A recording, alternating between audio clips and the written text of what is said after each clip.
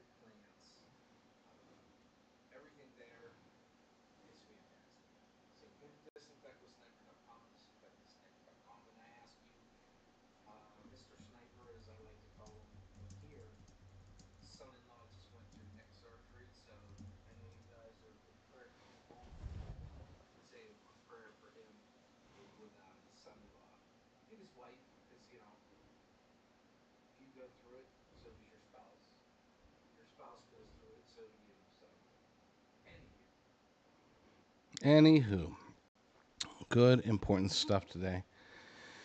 Yeah, it's funny. They're already on the simulcast side. They're already saying, "Why can't we hear Brock?" I want you to hear Brock. I would love to get Brock to do my show. It's funny because I've had many producers, and they've all been various degrees of suck. This isn't just me saying this in hopes that I get invited back. This is the absolute truth. Brock is, hands down, by far, the best producer that I've ever worked with. And I've worked with professionals. He is a true professional. No, you're a true professional. That's what I'm saying. I've worked. It's not like, oh, you probably worked with some awful ones. I worked with one guy who currently works with NASCAR. Not kidding. He left and now he's a NASCAR producer. So, um, and he was awful.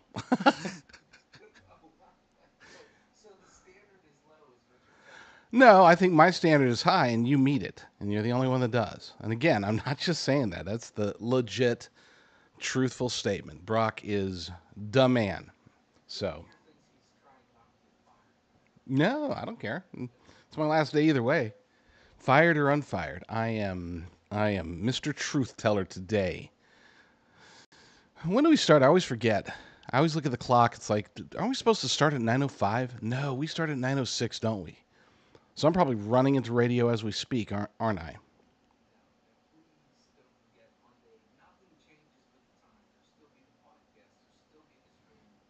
Hmm.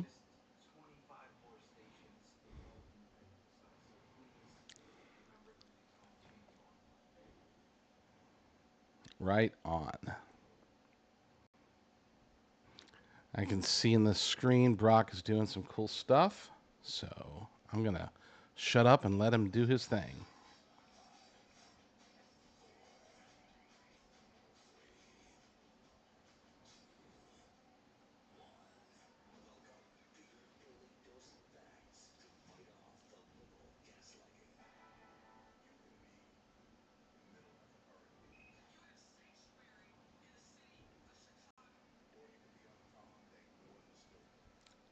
North is still north.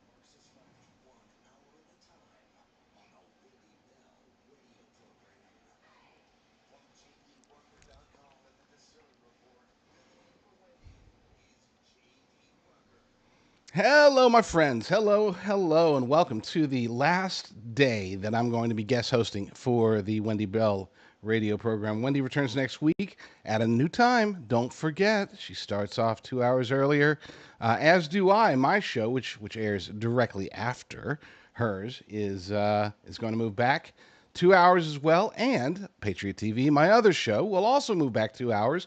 So it's like 2 hours Patriot TV, 3 hours of Wendy, an hour and a half to 2 hours of Rucker again. It's going to be awesome. And yes, today is the final day. I'm all choked up, full of tears. This is my emotional face. I was telling Brock, the producer, before the show officially started, that he truly is legitimately the best producer I've ever worked with. I probably worked with less than 10, but close to 10, probably 7 or 8, maybe even 9. It could be 10. And I'm always difficult to work with. I acknowledge that.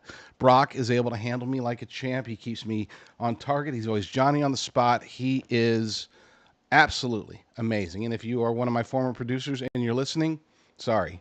Yeah, you just didn't make the cut. You didn't make the Brock cut. We are going to be talking about 30 things, 30 of the greatest threats, according to me, 30 of the things that I think are true, legitimate challenges to the United States of America. And I'll just cut to the chase. Number one is Candace Owens. No, I'm just kidding. I don't have Candace Owens on the list, even though she is in the middle of debating. And I made sure to wake up early so I could specifically not watch the debate. I'm sure we'll see clips. I'm sure it'll be all over social media. And you know how many minds will be changed by it? Let me see. Zero.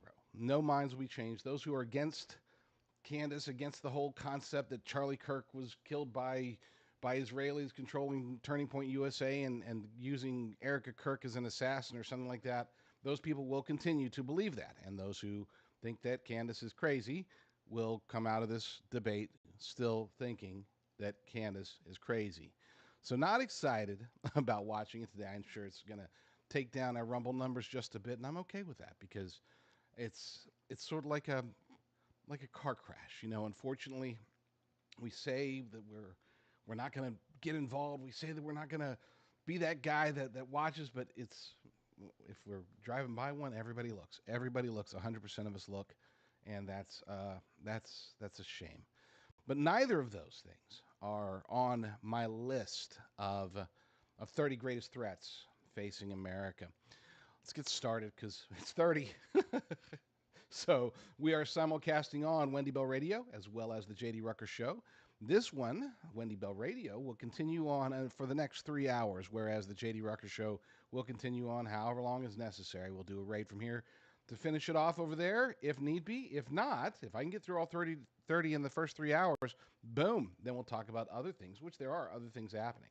Apparently, Luigi Mangione confesses to intent to shoot United Healthcare CEO Brian Thompson, and his attorneys have stated that he may be willing to change his plea. The push right now is that I guess he doesn't want to die. I don't even know. I haven't paid much attention to it. That one is with the evidence there. There are no surprises really We know what he did. We know why he did it. They're just trying to figure out what are the repercussions and where's he going to go to jail and for how long, assumedly for life. But we'll keep track of that, I'm sure, next week. In the meantime, I've got this article over at my Substack, jdrucker.substack.com. jdrucker.substack.com. It is free, but you can always become a premium supporter, and that helps out me, my family, and the United States of America. All right, here we go. Counting down America's 30 greatest threats. Everyone will put these in different order, but most will agree that these are all real threats. And when I say everyone, I mean literally everybody. If you give people a random list of these 30 things, I would say that you will get 100% different. Like, you're not going to get people saying the same exact 30 list. And some people say, no, these 2, 3, 5, those aren't really threats. And they might say, oh, here's 3, 5, 10 that are bigger threats. This is my list. It's my show, at least for the rest of the day until Brock fires me. So we're going with my list. And then you guys can critique it all you want. It may shock some people that America is faced with dozens of massive threats against us. Others will think that a list of 30 is way too small. Yeah, it's funny because I started off making the list. I was thinking I was going to make like a top 10 list, maybe 15, and I just couldn't stop. I could have gone way beyond 30.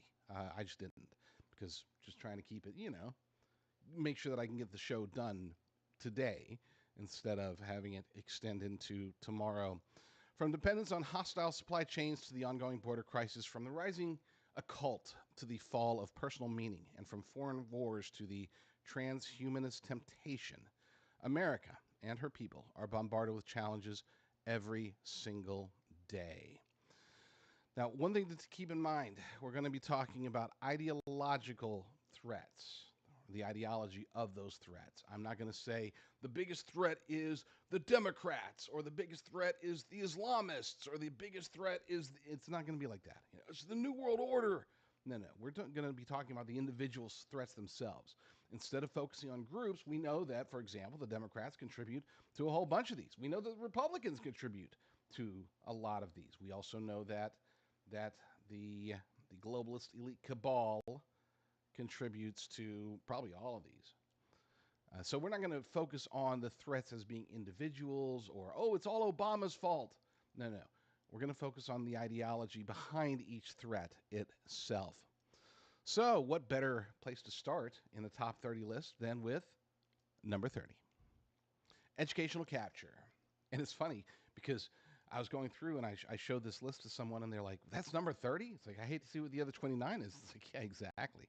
We begin where most of the other problems on this list are actually manufactured. A lot of it starts right there, which makes it an ideal starting point. American K-12 schools and universities have largely abandoned their mandate to transmit knowledge and instead operate as ideological formation centers. The evidence isn't hidden, it's published in teachers' training manuals, DEI frameworks, and curricula that treat activism as the purpose of education rather than as a possible byproduct of it. Test scores in reading and math continue to slide while administrative headcounts balloon. Parents discovered during the lockdown era exactly what was being taught, and the homeschool and classical education boom that followed was not a fad, it was a verdict. I mean, I had one of my kids my oldest, went to public school for about 2.5 years. Otherwise, he was always either in private school or homeschooled. My second was her almost entirely homeschooled. Private schooled. My third was first homeschooled, then private schooled, and now my fourth is he's now on year 4 of his homeschooling, and he has not gone to private school yet. Different economy. And I'm not saying that to brag. I'm saying that to let you know I practice what I preach. I went to public school. Okay, I went the entire time, all the way through college.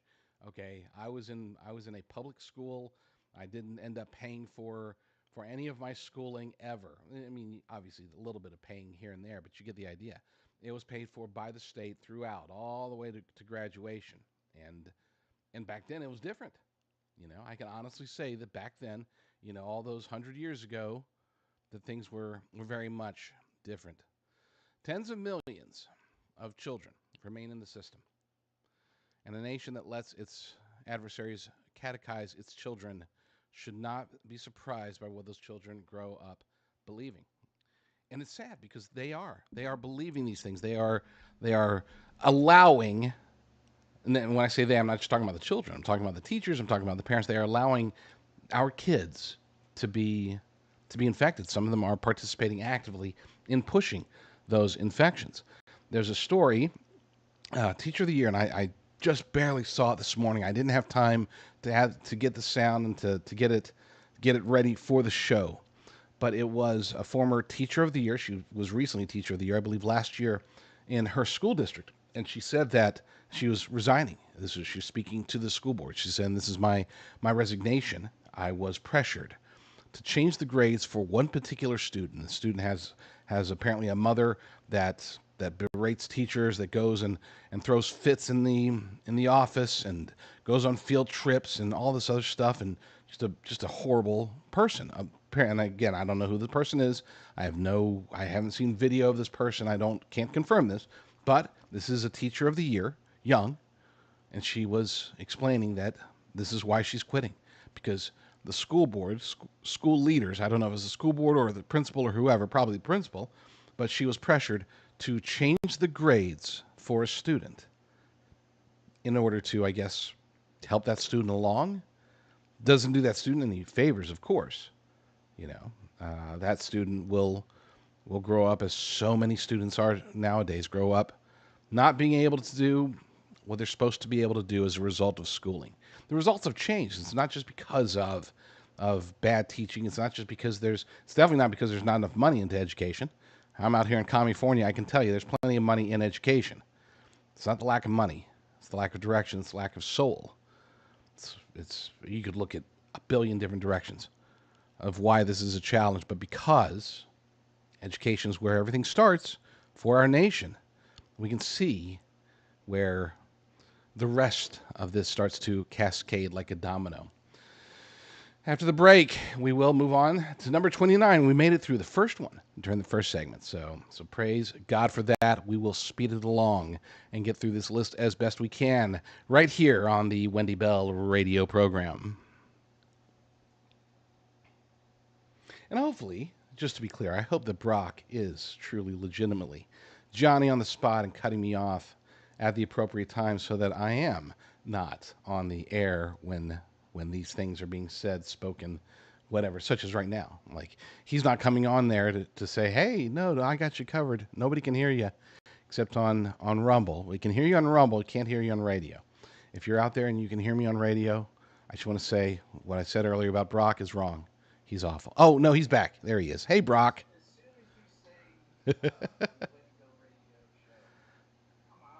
I trust you, brother. I know. I'm teasing. He really is. And again, I'm going to say this probably 5 more times today. He really legitimately is the best. I'm not just saying that, dude. I want to make sure everybody understands. Like, if you sucked, I just wouldn't say anything. If you were mediocre, I just wouldn't say anything. But he's always there. He's always Johnny on the spot. If I have technical issues, like with my sound, he's adjusting my sound. My poor sound goes up and down throughout the show. I do everything I can to fix it. The program doesn't work, but he keeps it. He keeps the levels proper, at least for the radio side. So kudos to you. I did. No, we'll pledge. We'll repledge. I did it all 4 days this week. I did forget to pledge. You're right. It's because I'm not watching the chat. I was watching the Candace Owens debate while I was talking.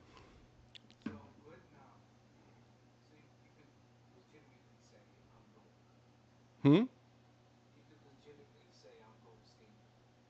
You are gold standard. Legitimately.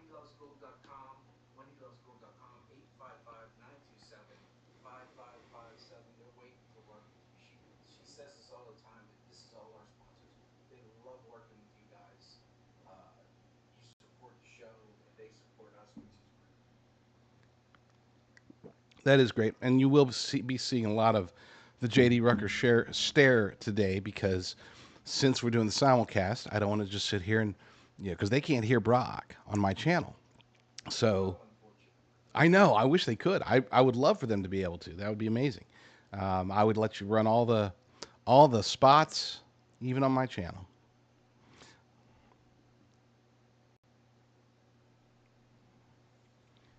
I was so excited about today's show that I did something. I made it through the entire week, remembering to do the Pledge of Allegiance, and I actually started today's show, day 5, and I started day 5, my final day, guest hosting for Wendy Bell, without saying the pledge. So we're going to correct that issue right now.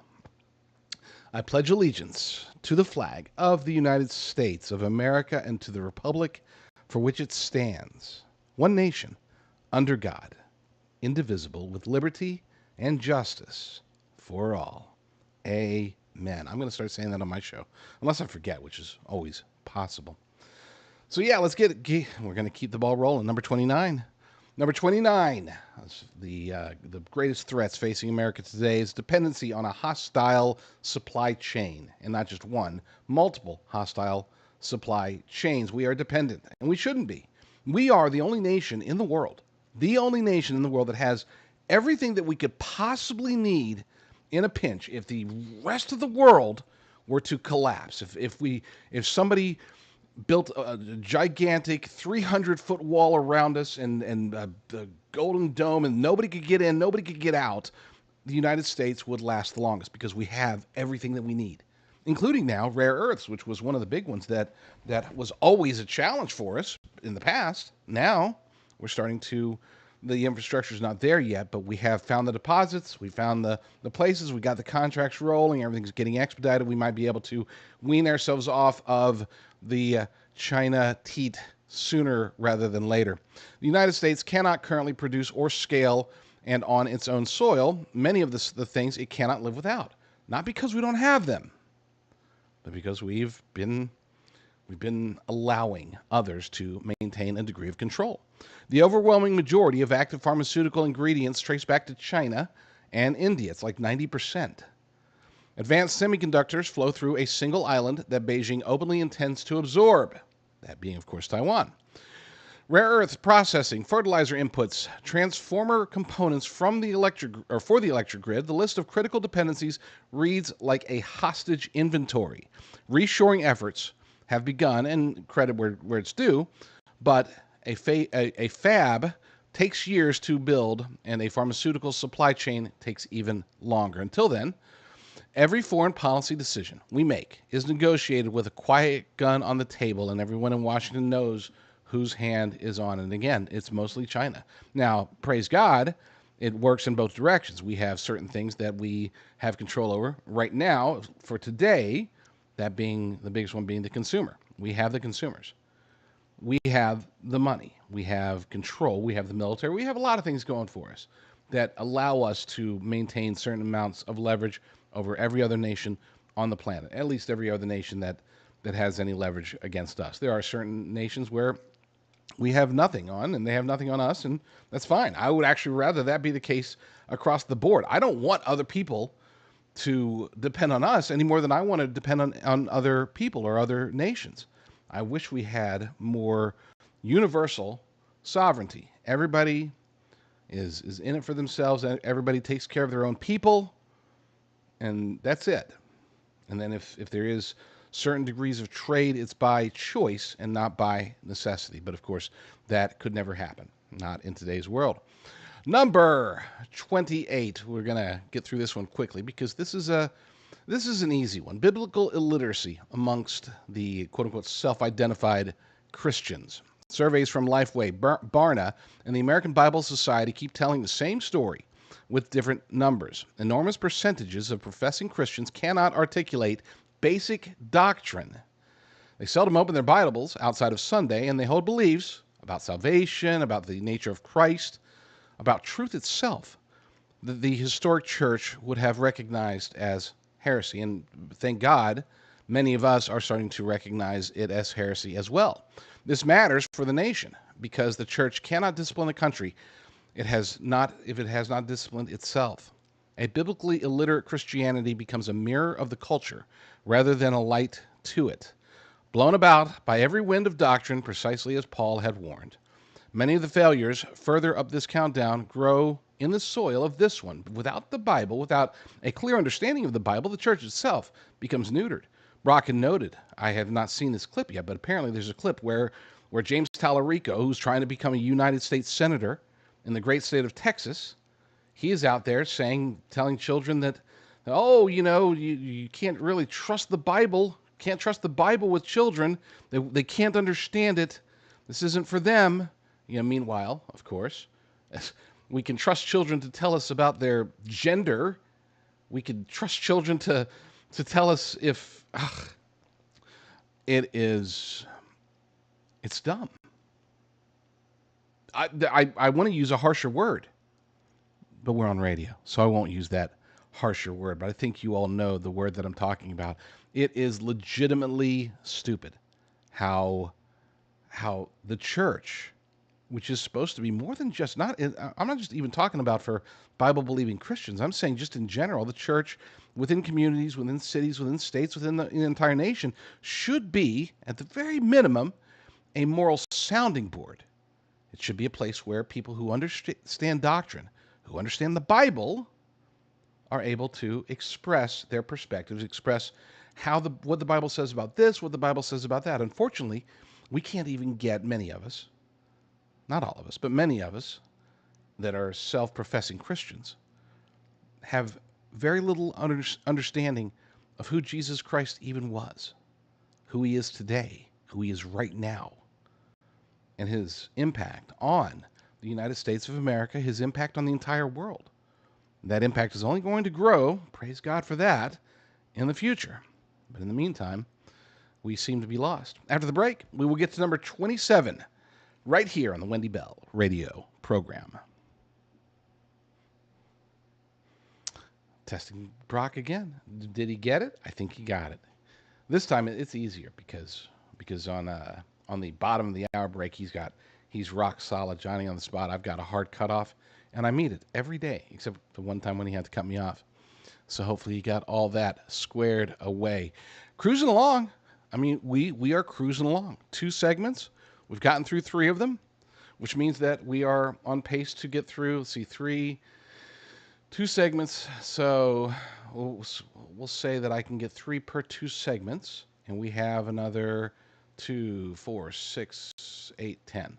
Yes, we are on pace to almost get through them all. And we will get through them all, by the way. I'm not going to leave anybody hanging. So not like, okay, well, we're going to end the show today, and now you guys are stuck, waiting on a cliffhanger for next week when we talk about the last 9. No, I will make it through all of them today.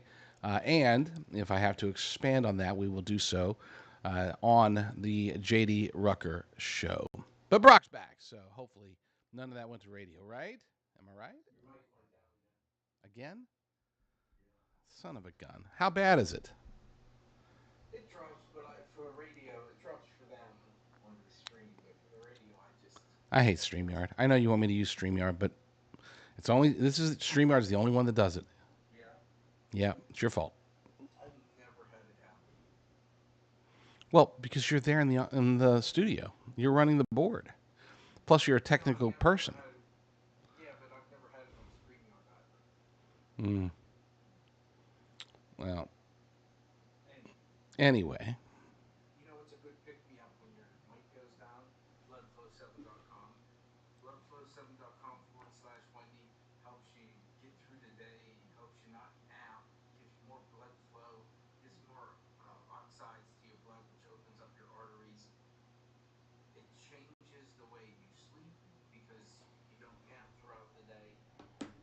It helps Wendy pick up sticks. It helps Wendy work out. It helps Wendy do everything she needs to do without feeling tired and sluggish. So www.bloodflow7.com/Wendy. I use it too, and I never thought I'd use products like this,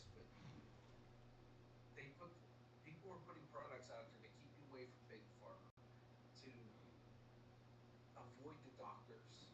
You know, I think that's what everybody wants to do, avoid the doctors. Bloodflow7.com/Wendy. I think it's 30% off your first order. So check them out. See, sometimes it takes 2 days, 3 days, a week. I noticed the difference probably within 3 days of it. So bloodflow7.com/Wendy. It, you know, we should probably give it to the people from Ireland Contracting because their people would absolutely work on your roof and get it done in record time. They would not be charged. IrelandContracting.com, 877, or no, 1-800 new roof.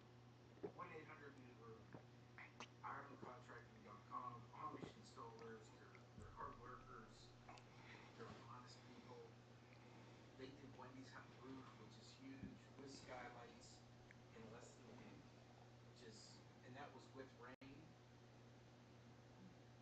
That's incredible. To be able to throw in a roof that fast. And now Dan's doing outdoor lighting, and anything when you're outdoor that has electric, Dan's very gets back to you within a day, which is sometimes hard enough to get someone to get a person just to respond to you. You know, you don't have to deal with AI and emails. He'll get back to you probably within a day. So 1-800 new roof, IrelandContracting.com. Brock, they're wondering if that's a blue tick on your shirt. If it's a blue tick, no, it's. I told Wendy I would sport the Tennessee garb today because he's moving the twins into Tennessee. I told her I want to see a picture in her dorm room because I'm not sure what a dorm room looks like anymore. I know when I was there, my dorms were cinder block, so hopefully they got something nicer than cinder block, but I don't know.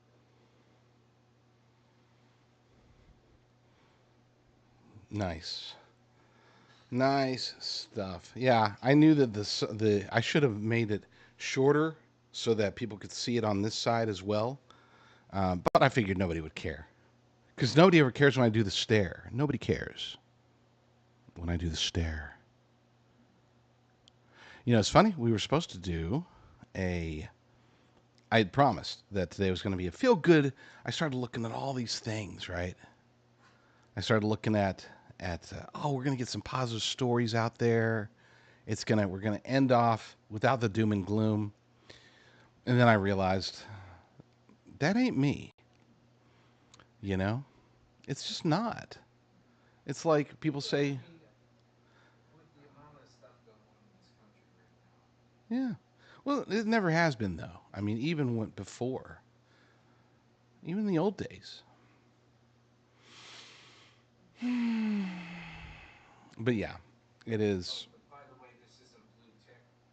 Oh, this is the dog that Teddy Old Smoky, I think, is his name. dog. This is the mascot dog. He's He's a volunteer. he's a dog volunteer. I know yesterday during the show, I said that I was going to be super, super positive that we were going to end my guest hosting of the Wendy Bell Radio program on a high note. I was going to bring all these great stories out, but it was just off brand. You know, that's not my style. We have challenges here in the United States of America, and I am a person who likes to address them. You know, people used to say, well, I'm not going to say what they used to say about me. We'll say that off the radio. But let's get back into the list in the meantime. Number 27, soft persecution is being normalized. And by soft persecution, you know, we know what real persecution is. We might not have experienced it. Hopefully, Lord willing, none of you have experienced true persecution. You know, not the type that we call persecution here in the United States of America, the type of persecution that they're experiencing in Nigeria, the type of persecution they're experiencing in Iran, in parts of China, in parts of North Korea. That's persecution. What we experience is soft, but that doesn't make it any less of a challenge. And if anything, it does dissuade us as Americans from being able to do the things that we would want to do. Nobody is being fed to lions. and we should be careful with our language, but a quieter machinery has been assembled and tested. Debanking of disfavored ministries and businesses, professional licensing boards weaponized against believers and conservatives who decline to affirm the sexual orthodoxy of the moment, foster and adoption agencies forced out of operation, parents flagged for objecting at school board meetings. Each case arrives with a plausible bureaucratic justification, which is exactly what makes the pattern effective. It is deniable at every individual point, while unmistakable on aggregate. The lesson being taught to Orthodox Christians and patriotic conservatives is simple. You may believe whatever you like, so long as it never leaves your skull. That is not liberty. That is a probationary permit. And unfortunately, we've seen it in live and in living color. A very, I would say, clear example, maybe a little bit harsher than standard persecution. But following the January 6th event, it was not an insurrection, it was a protest. And following that protest, the silencing of conservatives, the self-silencing, was disturbing. There was a tremendous event, a huge event that took place 2 or 3, maybe 4 months later. And they'd put a whole lot of money behind it. They'd put out the invites. They had an incredible list of patriotic speakers. But there were rumors that, this is going to be sort of like January 6th. They're going to be watching. There's going to be FBI agents in there, and we got to be very, very careful, and all this stuff. And the press was there, and they were hoping to see some sort of insurrection, and they were hoping to, and the event, which again cost a lot of money and had a lot of great speakers, ended up having more press and FBI agents there than actual attendees. It was awful. And it wasn't because they weren't allowed to go. It wasn't because it wasn't heavily promoted. It wasn't because it was a bad gig. There was no rain. It was nothing like that. It was because people felt, conservatives, patriots, felt persecuted and got scared. They got scared. I experienced something very similar when I was helping people at the time, helping to protest against the lockdowns. They had this big RSVPs on Facebook were through the roof, and there's supposed to be this big protest in front of a California city hall. And once again, there were more press there covering than there were actual people that showed up to protest. Now, things have gotten different. I think we're more open to it, but that type of persecution, that type of self-censorship, of maybe not going to the school board meeting, maybe not speaking our mind, it is still a problem. Is it getting better? You betcha. It has gotten better over the last 6 years, and I would argue that the last couple of years it's been fantastic. Even before the election, we really did start to come out of our shell, but unfortunately, we were put in the shell in the first place, and that part really, really sucked. Number 26, federal usurpation of state and local authority. This goes back through history. We can look at what happened following the Civil War. We can look at what happened through FDR. We can look at what happened through both George W. Bush as well as Barack Obama. We can look at definitely what happened during the last 4 years during the Biden administration. Federalization of the nation was never intended by the founders. We were supposed to be a constitutional republic with the vast majority of powers falling to the states, the cities, and most importantly, the individual. We've flipped that script, and I'll explain why here in a second. But according to the article, the founders built a system in which the federal government handled a short, enumerated list of responsibilities, and everything else lived closer to the people. The architecture has been inverted. Federal agencies now regulate the water in your backyard, the curriculum in your school districts, and the appliances in your kitchen, while strings-attached federal money makes governors and mayors into franchisees of Washington.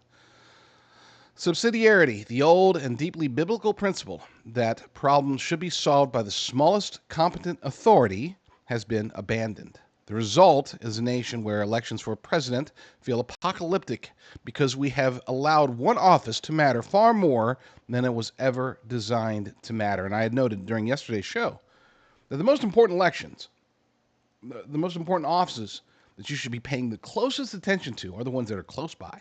These people have the most direct input over your lives, even as statism rises, even as the federal government continues to accumulate power, even as cities abdicate, individuals abdicate, of course, counties and states continue to abdicate to the federal government, we still today have get more of a direct impact from your local sheriff than from Cash Patel. We still have more of a direct impact on our finances, on everything that's happening based upon what happens at our school boards rather than the Department of Education. Okay? And it should be dwindling less and less and less. Unfortunately, it's getting stronger. Now, President Trump has done what he can. He really has. He has made attempts to dissolve as much as possible the bureaucratic state, to reduce the regulations that are coming out of D.C., and to even participate sometimes in giving back rights to states, especially even land in the West. But then on the other hand, he has, in his administration, has gotten involved and continues to get involved in things that the federal government shouldn't. It's part of his populist perspective. A conservative, purely conservative perspective would say that he would not get involved at all in, for example, with what they're doing in Massachusetts, the mayhem with the both the recently signed abortion bill as well as their push. Currently, they're pushing right now to have this. It's like Muslim board of whatever in the government. They have the Department of Justice. The president has talked about seeing if there's anything they can do to stop that from a federal level. It's a catch-22 because it's like, okay, yeah, we do want evil to stop, but we don't want the federal government to get involved. And as the article said, and as I've said myself, we cannot rely on the presidency because if we do, what are we going to do when the next president or the president after that or what the eventual next Democrat president is going to be awful? Are we going to get another auto pen? That might be better than what we get next. They're talking about AOC as being the front runner. Could you imagine? God forbid. Because if that happens, we will be in deep, deep, deep trouble. Number 25. This is one that's near and dear to, unfortunately, far too many people's hearts. Pornography as public health and spiritual catastrophe. It's true. The concept of OnlyFans just disgusts me. I don't even get me started. I'm not going to get on a soapbox here, but we have to at least acknowledge the challenge that we've been experiencing for, about 50 years.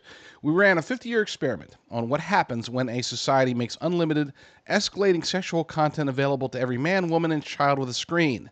And the results are in. Documented effects on adolescent brain development, collapsing relationship formation among young men, an entire generation catechized in a counterfeit of intimacy before experiencing the real thing. The industry itself is inseparable from trafficking and exploitation, whatever its marketing says. And beneath the public health framing that sits the older truth. This is bondage in the most literal spiritual sense, a private altar in millions of homes. Churches whisper about it while it devours their congregation. A nation cannot be strong when its men are enslaved. And this is where I will divert. I will deviate from the perspective that I know a whole lot of people have. Maybe many of you have this perspective that, oh, you know what? As long as it doesn't harm people, the purely libertarian view on porn has generally been, look, it's their body. They can do whatever they want if they want to get in from. But here's the thing, and here's why I have changed my views, because I used to be very similar to that. I'm not quite all the way libertarian, but I did believe, look, if that's what they want to do, that's what they want to do. Who am I to stop them? But unfortunately, we have seen through this 50-year experiment, we've seen the results. It has damaged the family. It has damaged the minds of youths. And no matter how we say, well, but the laws don't allow that to happen, reality has to be acknowledged. Reality is that yes, children, very small children, do get exposed to porn. And yes, men, and oftentimes women as well, can get addicted to the point that it has a very direct and adverse impact on their relationships. You might say that's their responsibility. That's fine. I get it. I get the libertarian view on it. I just disagree with it. If it were up to me, and again, this is where I'm going to lose a lot of you, but if it were up to me, it would be banned. Prostitution of any form would be banned. And then people will start screaming, "Oh, that's like, so authoritarian."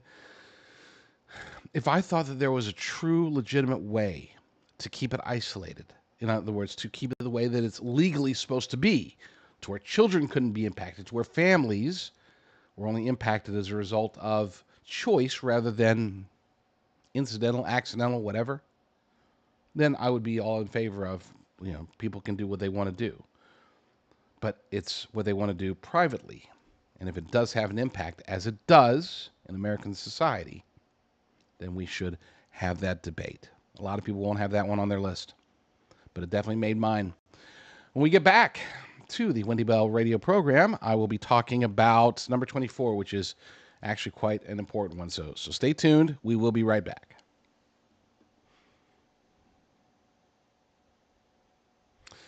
Oh, Brock is probably fuming. He's not going to come back.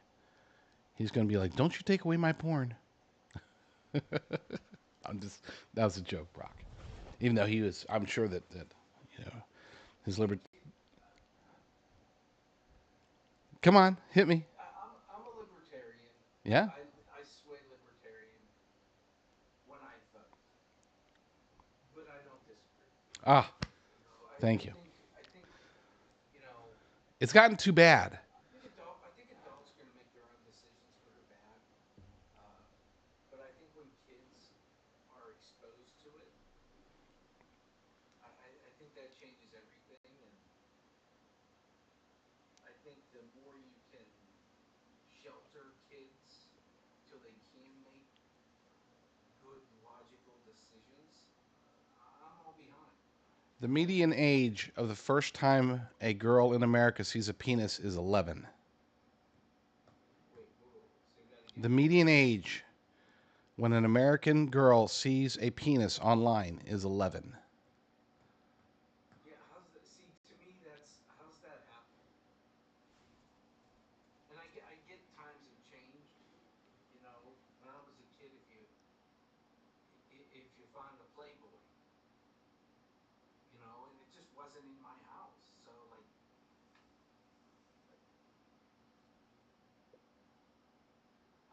I don't get it. I don't understand it. The sexualization of kids, and that's from the trafficking to the porn to everything else. Like, I mean, kids can't they don't understand what it is. Like, I know James Talarico thinks they do, but to the rest of us, I don't think they understand it. Much like hard pivot, people don't understand their health insurance, and that's why they should call it 800-868-6187, 800-868-6187, or go to info.healthrevolution.net, info.healthrevolution.net. If you're 65 in good health, they could save you anywhere from 30 to 60% on what you're paying for your health insurance now. No deductibles, which is great. Uh, but you're gonna get what you want and what you need, and not what you don't need. So info.healthrevolution.net. I know the guy behind it.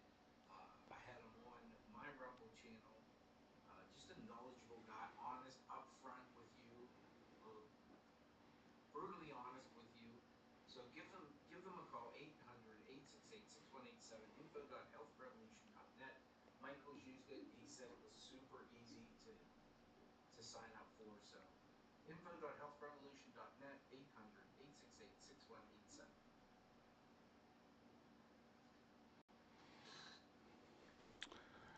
Quick note, prayers for Widowy, who who has a brother in the hospital.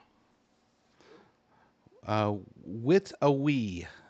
Oh, So I am monitoring the chat, and I'm glad that it seems as if most people do agree with the perspective. I really was expecting this to be one where Brock gets on there and says, "Dude, If they want to do it, they want to do it. You're responsible for protecting your own children, and he wouldn't be wrong.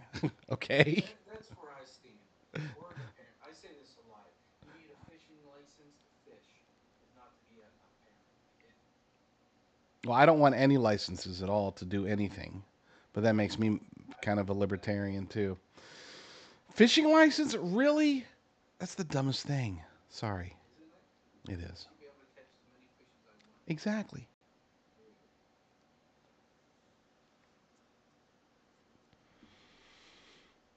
go. All right, we are pivoting to a topic that is very near and dear to my heart. I think it's near and dear to a lot of people's hearts. Maybe not near and dear. That's probably too much. But it is a topic of consideration, a topic of debate today. And I'm not going to get into the crazy aspects of it because there are some crazy ones, but I do want to talk about the UAP deception angle, or as us old schoolers used to call it, UFOs. Here's where some readers will get off the bus, and that's fine. Discernment requires asking questions that others won't. Congress has held hearings. The Pentagon has confirmed footage, and a topic that was career suicide a decade ago is now drip fed to the public in coordinated increments. The question worth asking is not merely what are they, as in the UAPs, the UFOs, but why now, why this rollout, and what is the public being prepared to accept? If disclosure is being managed, and the choreography suggests that it is, then someone has decided what conclusion we are meant to reach. Christians should note that Scripture describes deceiving spirits and a coming delusion so persuasive that even the elect would be tested. Whatever these phenomena are, the narrative being built around them deserves at least as much scrutiny, if not more, as the lights in the sky. And here's the thing again, I have my theories. Okay, I have my theories about demonic uh, manipulation. Others say definitely just UFOs, little green men. Others say, you know what, it's complicated. It's more of a interdimensional being thing. It's some say it's time travelers. All these various theories. But one thing that we can know for sure, and even this is despite President Trump's openness about it. You listen to people like Tim Burchett, who has seen the stuff that we haven't seen, and he's like, it would blow everybody away. He's seen it in the skiff. There's a very limited number of people who've seen it, him and Anna Paulina Luna. And anybody who has seen the footage that we have not been made privy to, they are freaking out. And I try, look, if it was other people in Congress, I might be like, oh, they're part of the psyop. I can't picture, and if he is, I'll take it on the chin on this one. Okay. But I cannot picture Tim Burchett, especially, but also Anna Paulina Luna misleading us intentionally. They've seen some stuff. They've seen things, and it's freaking them out. So I think, to be fair, I've said it before. I'll say it again.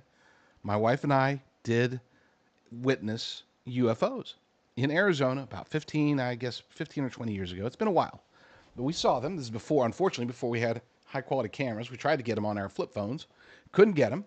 But I mean, we were there. It was in Arizona. It was in Phoenix. It wasn't the famous Phoenix lights, but it was in Phoenix. We saw these lights. They were clearly moving weird. They weren't moving together. It wasn't like one single craft with three lights. It was definitely three distinct lights in the age before drones, moving very weird. We could see them very clearly. It was like 1 a.m. We actually pulled over. Other people pulled over. Okay, we're on the highway. We pulled over to see what the heck is that. And it was freaking us out, freaking a lot of people out. Some of them were moving fast. There's three of them. They're moving fast, moving slow, circling each other, not circling each other. And then I could even dismiss it. Oh, it could have been whatever, It could have been a lot of things. Maybe it's helicopters or something. But then all of a sudden, all three of them at the same time, zoom. They were gone. They just zoomed out of our view. We watched. It was like, whoa! Did you see that? And then about 5 or 6 seconds later, you hear what I could only assume, it was dark, obviously, so we could only hear them, but what I believe to be F-16s flying from the opposite direction, heading towards them. That to me, I'm certain it was some sort of UFO experience. Was it the Chinese? Was it Russia? Was it DARPA? I don't know. I don't know what it was, but it was there. And so, yeah, I get it. A lot of people have different degrees of belief in the UAP phenomenon. We see the videos that they're popping out. And the first one that popped out made big news. Second batch pops out, makes a little bit of big news. Now I think we're on batch 4 or 5, and it's like, oh yeah, no, these are that's interesting. Nobody's really paying attention. So, despite President Trump doing what he could to expand on the transparency on this particular topic, I don't think we're going to get answers. As noted in the article, I think that the answers that we're going to get, either my theory is true and this is going to be part of the great deception talked about in Bible prophecy, or other people's theories are going to be true, that this is a slow rollout to prepare us for some sort of alien contact. I watched the movie Disclosure and did a review of that. Awful movies, it turned out. Very disappointed in Steven Spielberg, but it was also, you know, misleading. It seems like we're just being herded in a direction when it comes to UAPs. Now you might think, well, how's that a threat? Today, it's not. Today, it's an oddity. But it is still a threat to America because I don't think nearly so much attention will be suddenly being paid to it. As I noted in the article, it's like it was taboo just a decade ago, and now all of a sudden everybody's talking about it. They're holding congressional hearings and bringing in whistleblowers talking about organics, this and whatever. This is part of a plan of some sort. I don't know what, but I can tell you that it's not. It's a deception of some sort. I can say that with a 99% certainty. And whether or not Trump knows exactly what it is doesn't matter because he's already played his role as he was supposed to. Whether he was being deceptive or he's being just told what they're just giving him information. He's being deceived as well. I don't know, and I don't. It doesn't matter. Point is that something's happening, and whatever it is, we're not going to get the real story. We're not going to get the full story, and that's why I consider it a threat. Doesn't impact you today. Could be the biggest, most important story of our lifetimes, and it could be dropping sometime now or soon, sometime in the next few months, next year. Who knows? After the break, we'll get to a very controversial topic. Most of you aren't going to like it, but you got to hear it right here on the Wendy Bell Radio Program. Yeah, this is one I debated whether or not to do this next topic. I did. I thought, you know what? I'm really gonna. I would say a majority of you are not gonna like this one. You're gonna think to yourself, oh my gosh, Rucker's wrong, Rucker's crazy, Rucker's something. Brock already thinks all those things, so I'm not gonna change his perspective. But everybody else is gonna be like, what the heck? What is he trying to say here? Not trying to tease you. I guess I am. I am. It's true. I'm teasing everybody. So you didn't update your show notes, so I can't even go see what the top 30 are. You're just gonna have to wait like everybody else. Everybody in the dark. Yeah, I see that. Yeah. Now you would have had it emailed directly to you if you were a subscriber. You don't have to. I think I do subscribe. Well, then you missed it then. Mm-hmm. I could. Maybe I don't. We're an hour in, and we made it through approximately 1/4. We're kind of on pace. We're doing good. Well, you don't have to be in the dark anymore because if you have traumatic brain injuries or concussions or anything like that, bump on your head and all of a sudden you got foggy brain. I personally think every kid who plays sports should have to go through this every year. I mean, how many times I've been hit in the head with a bat, even wearing a helmet, uh, throughout my life, how many concussions I've probably had when I've had a seizure. I should go see Doc Simkovich and get myself checked out. We had a friend that had tremors. He's 85% better. It's life changing. It's just life changing when you get back to, you're not new normal. You learn to adjust to your problems, and that becomes your normal. Well, he hits the reset button and puts you back to your new normal, which is normal before you had your brain injury. Call them 412-366-3700, 412-366-3700. Simkovich Concussion is people that answer the calls are going to answer a lot of questions that you have. So just give them a call, 412-366-3700. People come from all over the country to see it. Athletes come to see him. So Simkovich, ConcussionInstitute.com, 412-366-3700. I did my coffee out of order today, and so now my hot coffee is cold. Oh, I love cold coffee. I don't. I don't like super hot coffee either. I don't want to have to sip it, but I do want it to be hot. So I always have my hot coffee and I usually drink it down first before getting to the others. But for whatever reason, I messed up today. I'm an iced coffee guy. As am I. I love iced coffee. But that's cold coffee. This is hot coffee that got cold. That's not good. Right. I will drink cold coffee with ice. My mom, she could take. Maybe she might. My mom could take last night's coffee and microwave it the next day. I'm a coffee snob, man. If it gets a little bit old, it's like, ugh, I don't like this anymore. Really? Oh yeah, I I'm. can take a pot of coffee and make it last 3 days. I brew it so thick and potent that I just put it, whatever I don't drink the first day goes in the fridge until it's cold. Oh no, I can't Next do day, it, man. yeah, I can't do it. yeah. I mean, if It's it's funny iced you mention coffee, it's fine. I'm saying that if it's hot coffee, it's got to be fresh. Ah, it's so expensive too. It really is. My wife is tried to. She's considered, going back to the old pot of coffee. We do the capsules, the individual cups. K cups. It's so first world problemish. I will say the individual stuff is great. With Healthy Cell, you get individual packets that have a great formulation to cover any problem pretty much you have. If you can't sleep, it's the REM. If you have anxiety, it's the calm. If you can't focus, it's the focus and recall. Wendy takes all three of those. There's cardiovascular, there's a daily multivitamin. Um, there's the immune boost, which I use all the time in the wintertime because, it's just Wendy and I. We can't afford to get sick, so the immune boost, the REM, which I'll probably start using again since we're changing times. Uh, the focus and recall, the calm, all of them are good. You can go to healthycell.com/Wendy, make your own package if you want.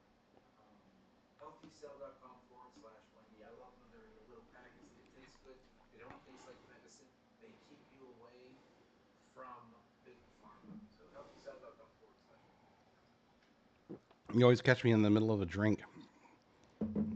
You're rolling, and all of a sudden you spit out the. I'm trying to get, gotta pay the bills. Oh no! What I mean is, it's like you're in a roll, and then all of a sudden, and then you speed through the last 3 seconds in 1 second, and I'm like, oh my gosh, come on, come back on the screen. Do I have time? Yeah, real quick for those who don't know. 40 seconds. 40. Plenty. I could do this. I could do this in 22 seconds. I mean, I could even just look at my watch. Anyway, so for those who are watching on the JD Rucker Show's page, this is simulcast with Wendy Bell, and so Wendy Bell's show, we have radio breaks, and sometimes Brock speaks. I can't. I would love to put Brock on my channel. He won't do it. Tell them to go follow. Yeah. Oh yes, please find Wendy Bell Radio. Oh, so close to 100,000 subscribers. Become become the next one right now. Just go do it while we wait. We're about to go back live any second.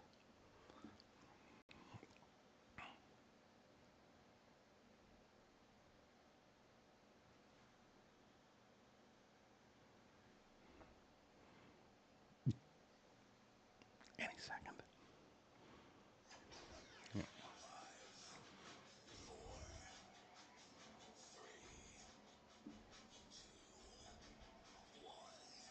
Wendy Bell, America's anchor mom, fighting for America 1 hour at a time. Welcome to the family.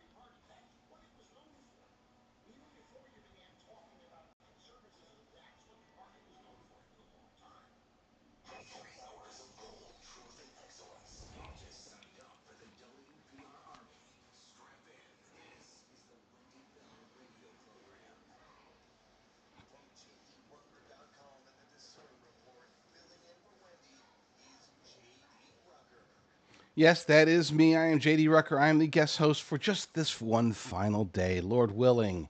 And with Brock's approval, I will be invited back someday. He noted that they can't get sick. Wendy Bell can't get sick, but if she ever does, you know who to call. I'll be there, Johnny on the spot, ready to fill in for the great and wonderful and amazing Wendy Bell Radio.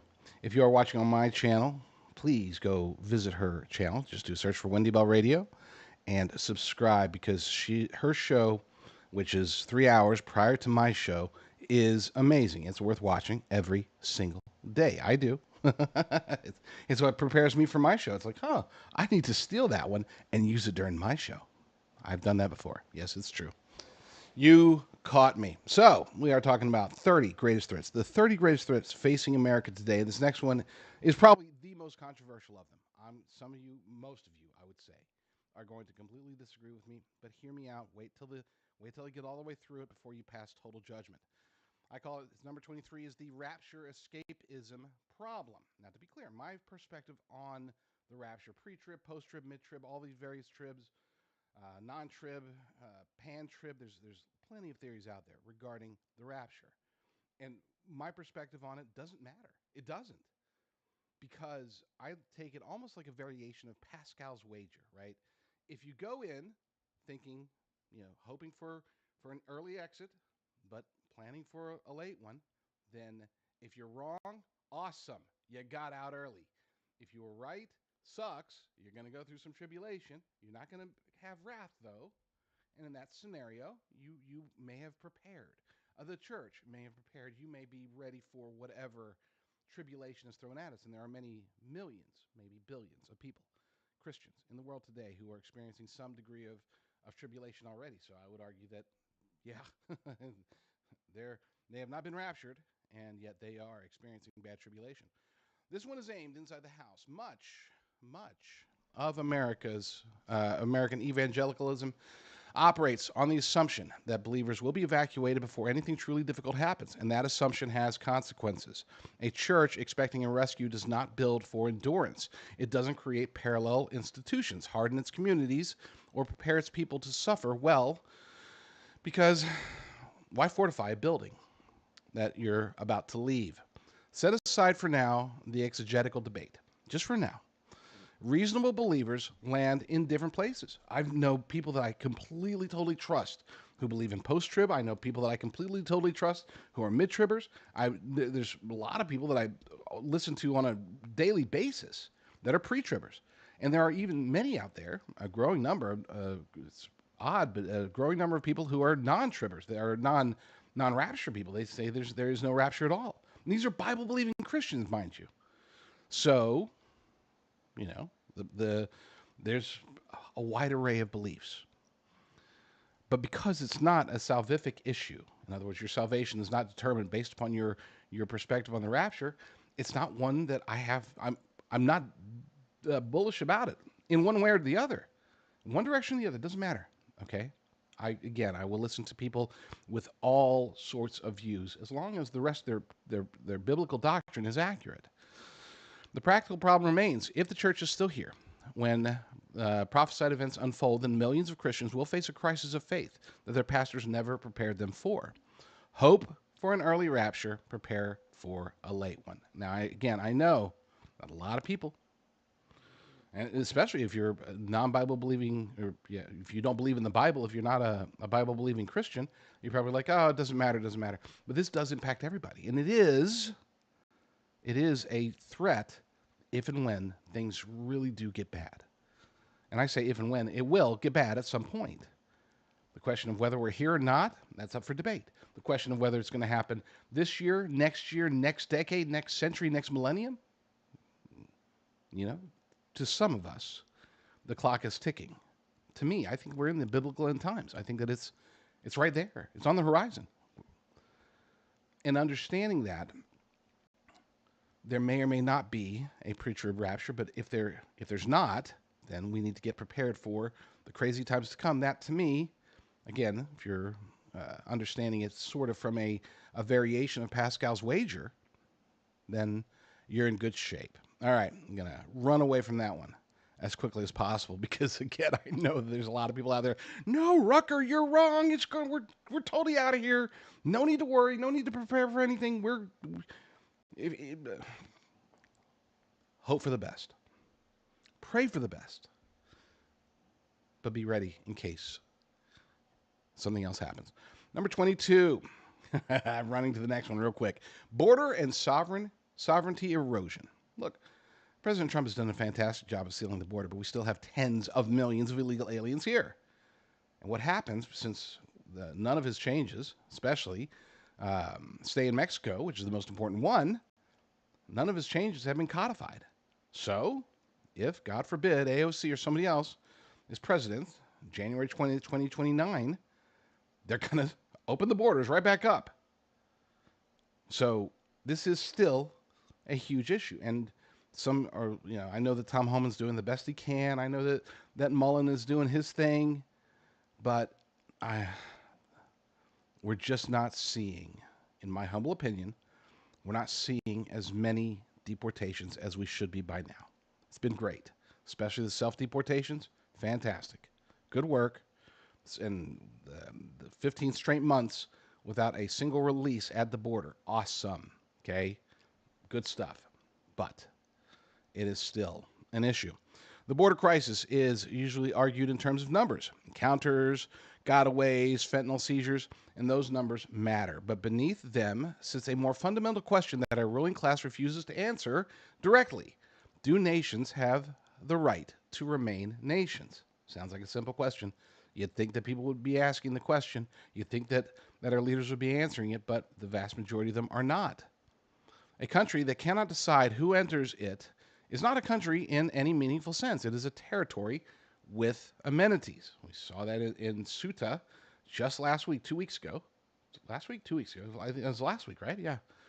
We saw that, they're still experiencing, but he's like, oh, the crisis is over. No, it's not. Not according to the people in Ceuta. They're definitely not. I mean, there was horrific stories that came out just last night about what is still happening there.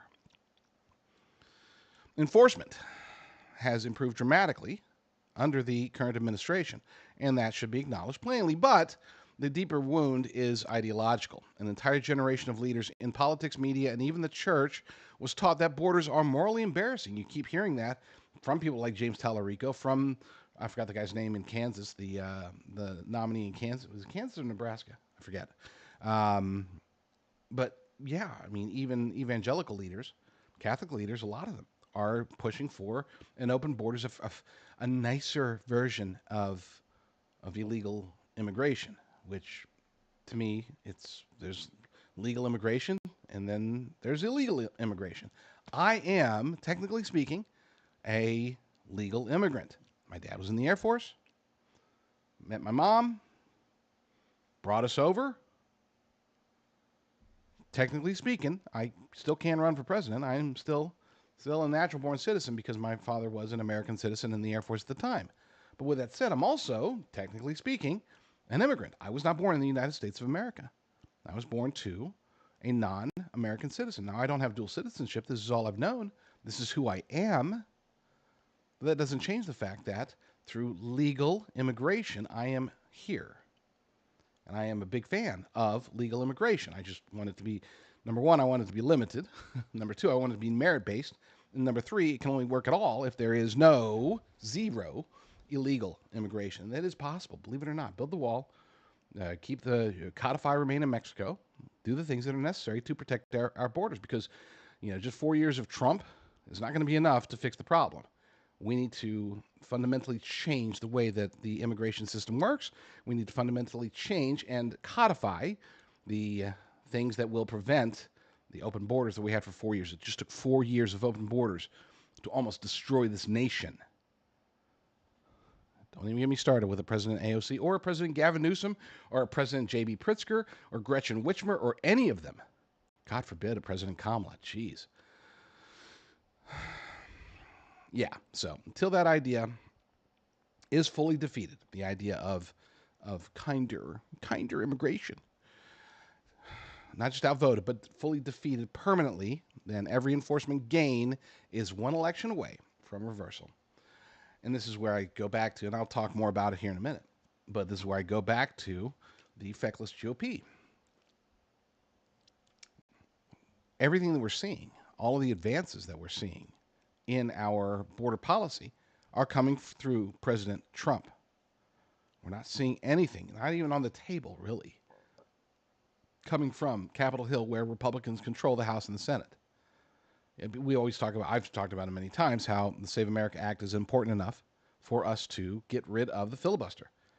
Codifying border security is just as important. Some would argue it's more important. If there was a reason to get rid of the filibuster immediately, that would be either one or two or 1A or 1B or whatever, because we've done nothing. One president is all it takes to reverse the direction that the gains that we've made. When we return, we will still be talking about government. Number 21 is coming up right here on the Wendy Bell Radio Program. All right. In the chat on Wendy Bell's side, please, if you, I'm sure there are perspectives about that one. Hit me with any questions you have, any insults you want to throw at me. Okay, just throw them at me at FFN.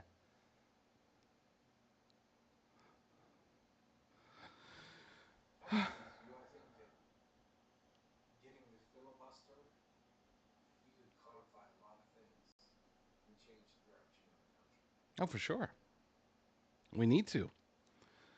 You know, the filibuster, people talk about, well, it's just a tradition. That's all it is. It's not in the Constitution. It's been reneged on before. And I think that with enough pressure from Thune, he could get it done. So, just waiting. Feckless. It's one of my favorite words it's probably my favorite word when talking about Capitol Hill Republicans. John Thune. Evil. You know, John Thune's the exact same as Tom Cotton. Anybody I thought say you were about Tom to Cotton? go into a read. The way that you said it was the perfect. You know, John Thune is a lot like having too big of a butt. And let me explain to you. Okay, sorry, keep going. John Thune. If you want me to make the segue to the next one, is No, no, you know, no. there's people out there like Jerry Nadler. He could use more gains fitness, There you go. right?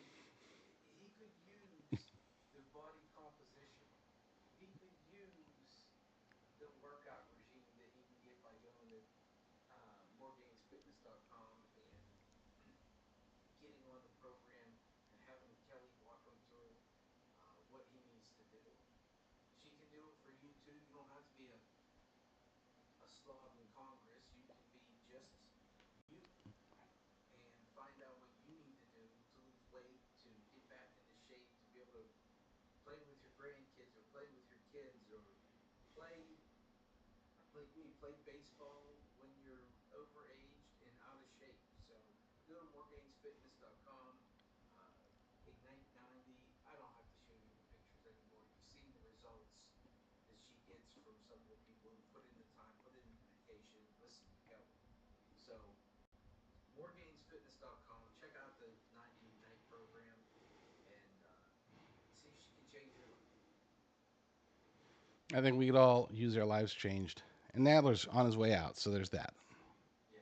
Well, he'll have time to check out moregainsfitness.com. There we go. Not like he's been doing anything for the last 20 years, anyways. He got his stomach stapled. He's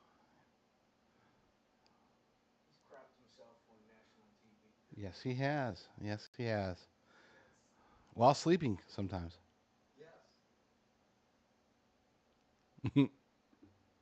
And he's waddled off. Jerry Nadler. I'm going to miss him. I really am going to miss him. I'm not going to That's miss what Mitch I'm going to McConnell. miss. And I hope he's gone soon. I hope he's in jail.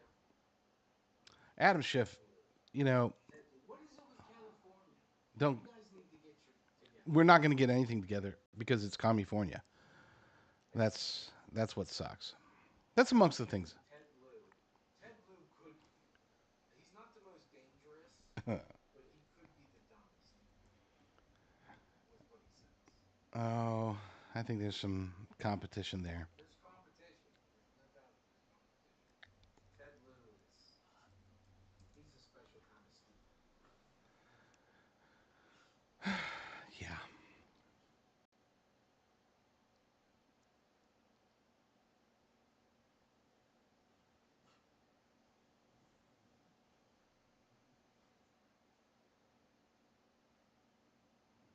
All right, we are up to number 21.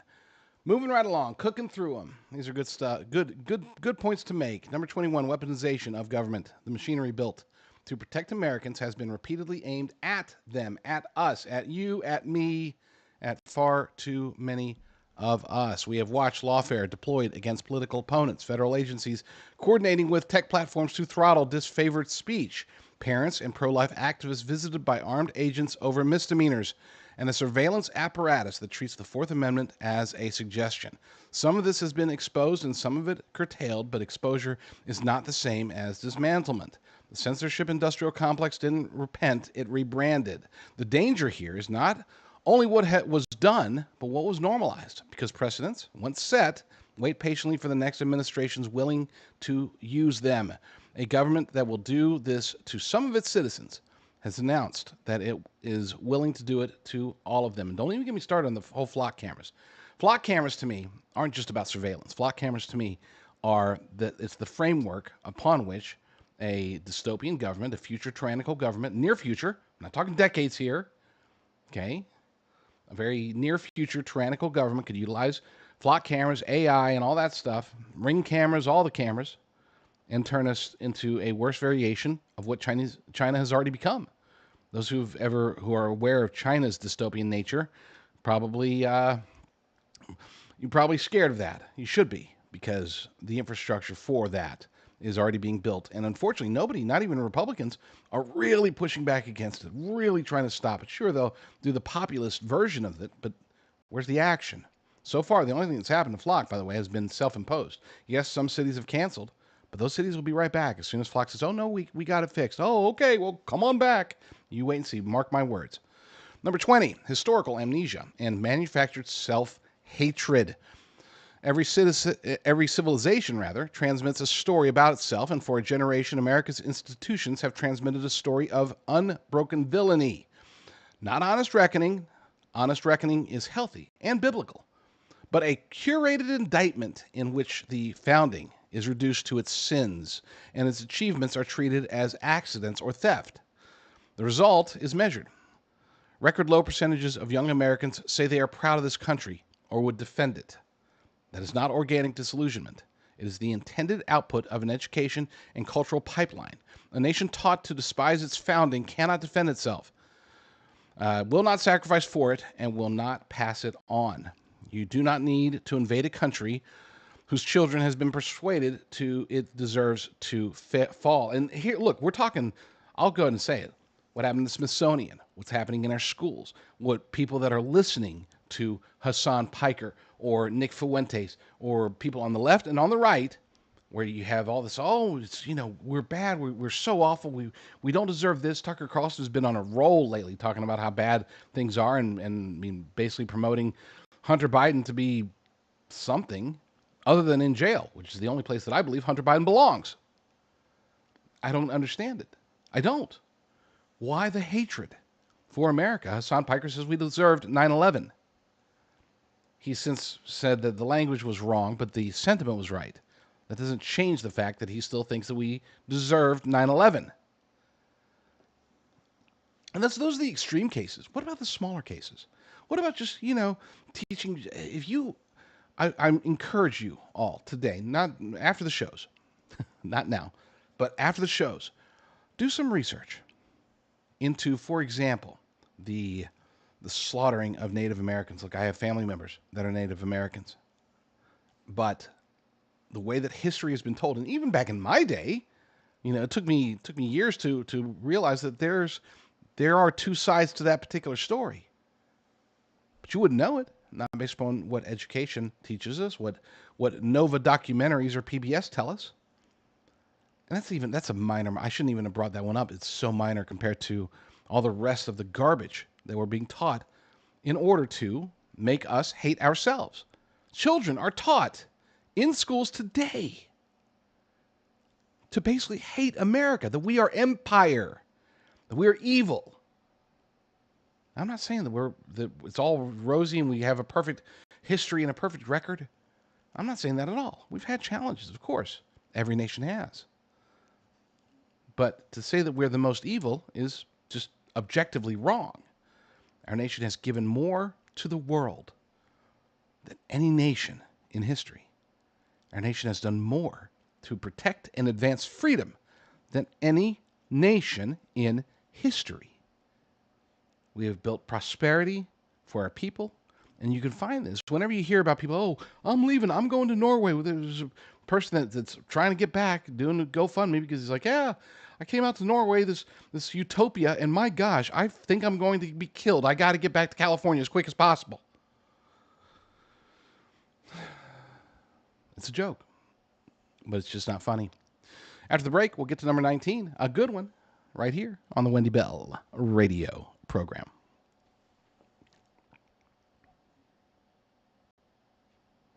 It's a good one, but it's a sad one, I will admit. Of all the ones I have seen, I haven't had personal experience with it, but I have personal experience with people who have had personal experience with it, and it's not good. I mean, it's a scary one.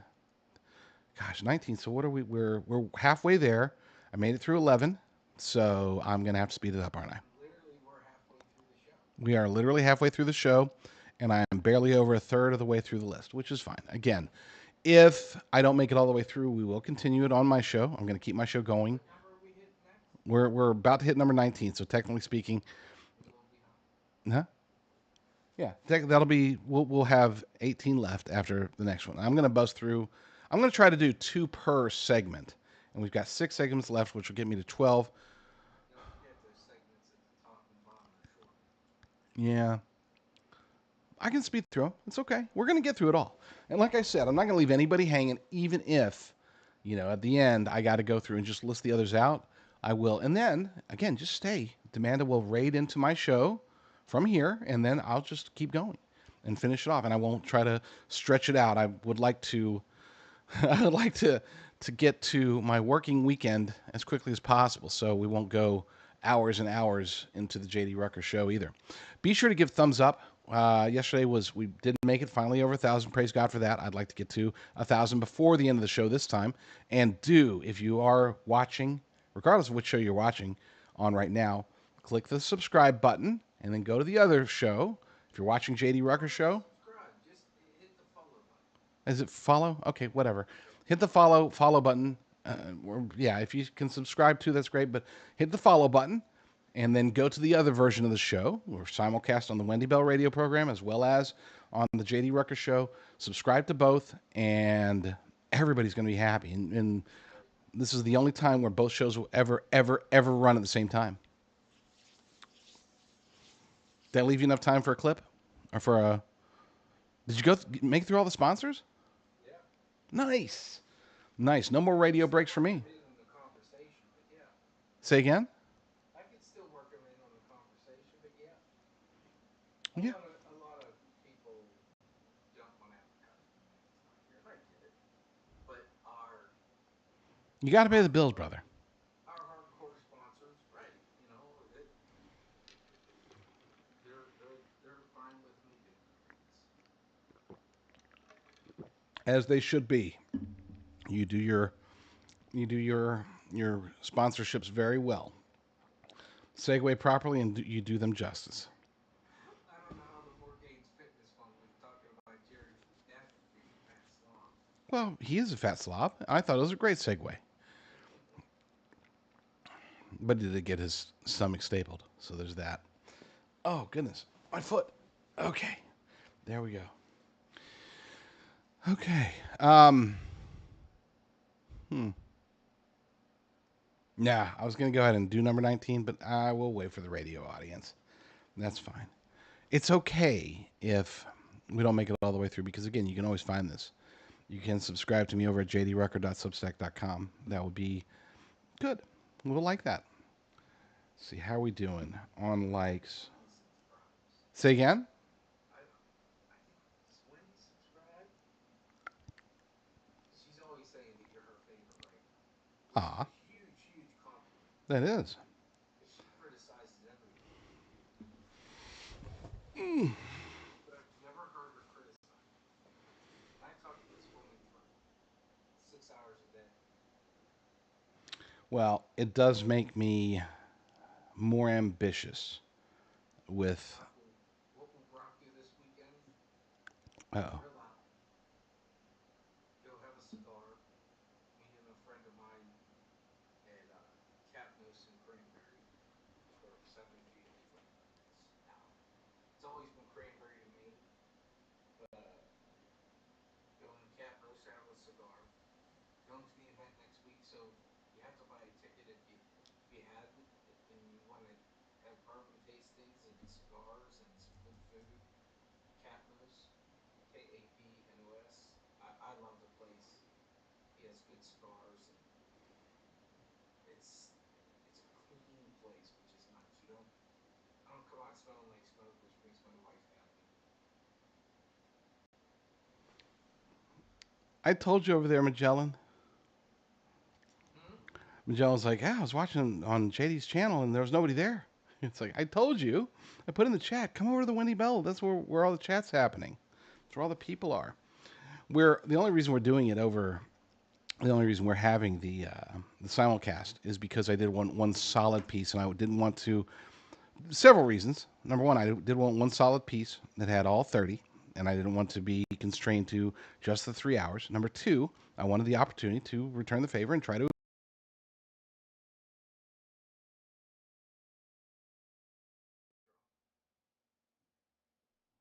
Crap.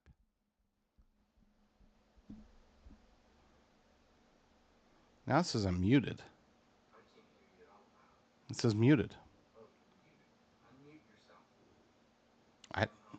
I didn't mute myself. Huh. This isn't good. I can't hear you at all. Well, it's because I didn't say anything. I still can't hear You myself. still can't hear me? Uh-oh. I can't hear you. Then you're going to have to unmute me. No. Mute, unmute. You jump out and jump back in.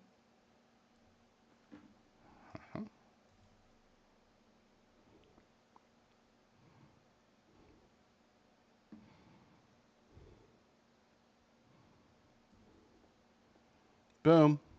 Hello. Now I can't hear you. All of a sudden I can't hear you. Well, that's not good. You're going to have to jump out and jump back in. Let Can me try to anybody hear figure me? this out, JD. Huh? Why can't I hear you? Huh.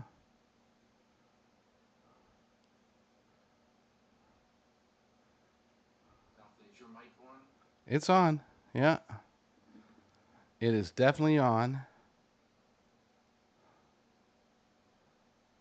Shit. Sorry about that. Can't hear you. Testing, testing. Why Yeah. can't I hear you? Let's try something. No, I can't hear you. Hmm. I don't know what the problem could be. Hmm. I'm going to try something and I will be right back, hopefully.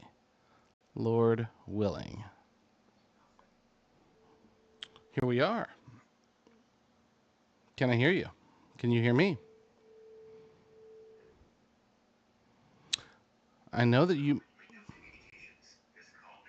Hmm. Hey, you might need to run backup. I just lost our guy. Can you? Yeah, I can't get him now. Can you run a backup just to cover the radio stations? Testing, Yeah, testing. I'll call you back when I figure it out. All right, thanks. Bye. It was weird. Let's see. Let's try one more thing. Okay, testing. Testing. Hold on, guys. We're gonna try to figure this out. Let's see if I can somehow get him connected.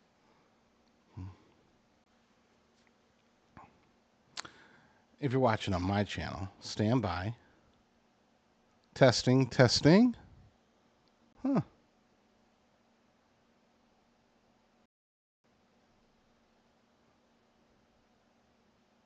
Let's see. Almost there.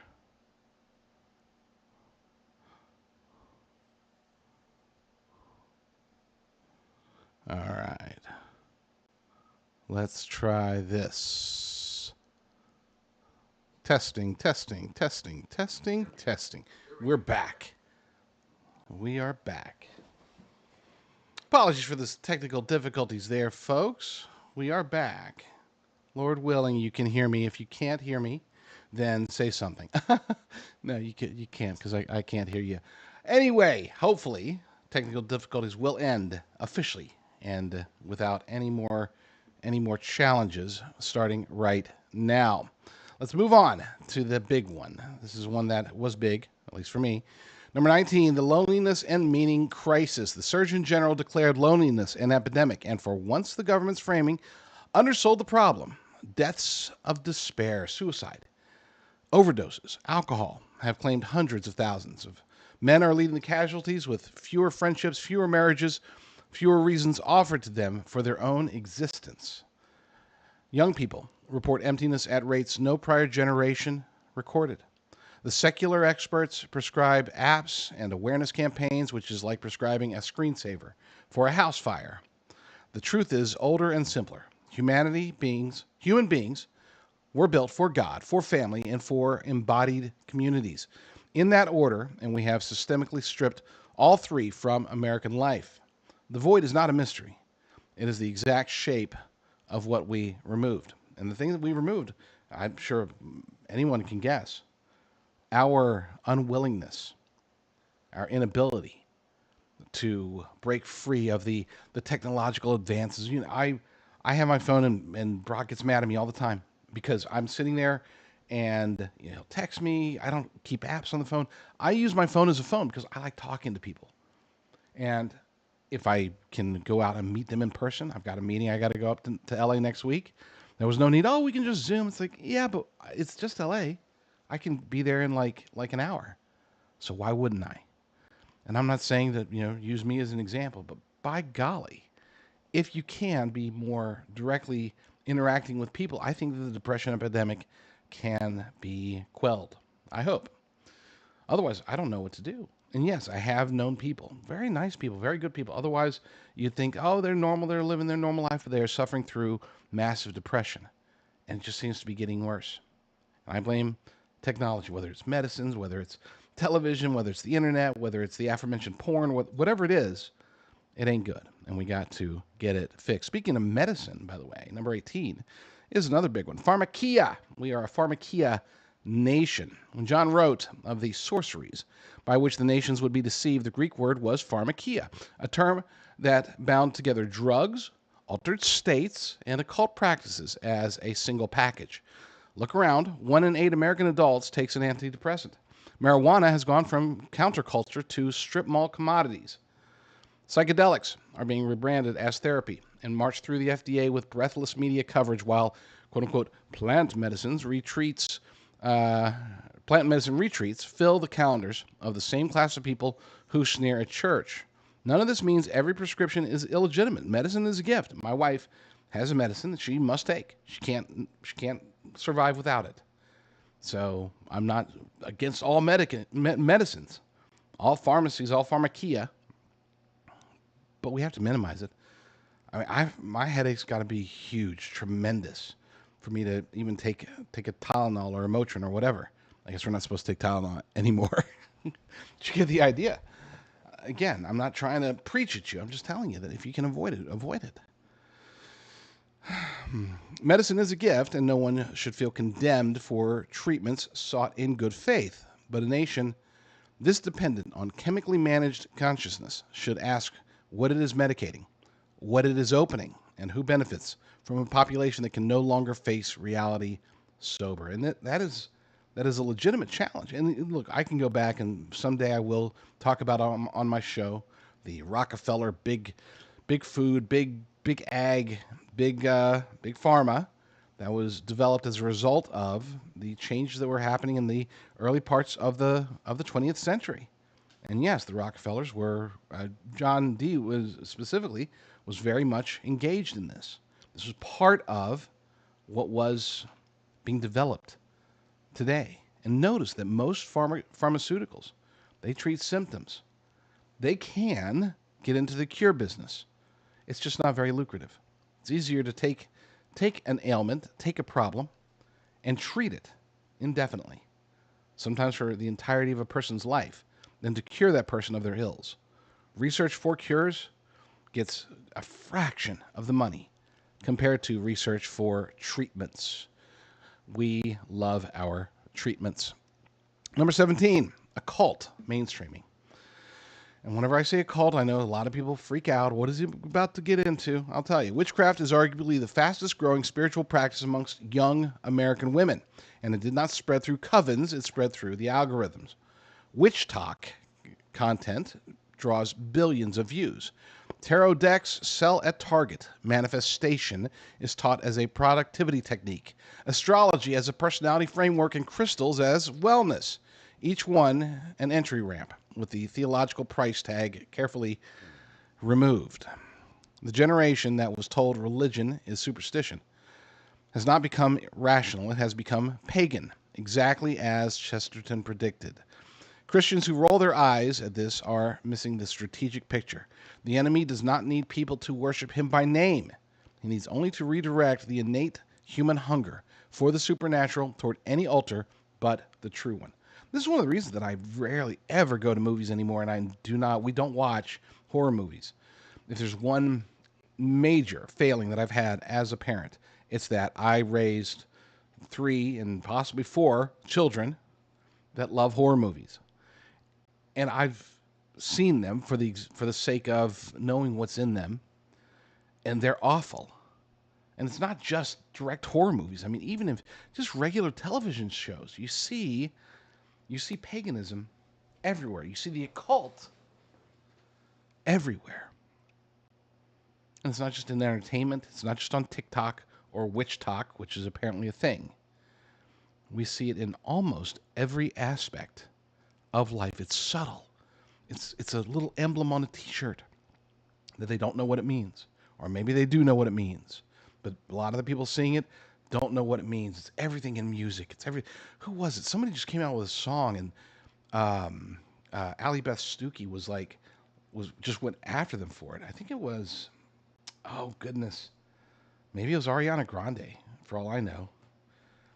But these kids and even older adults, it doesn't have to be just the young ones. I mean, look at some of the things that Led Zeppelin used to put out. Bob Dylan. My wife, I was playing a version.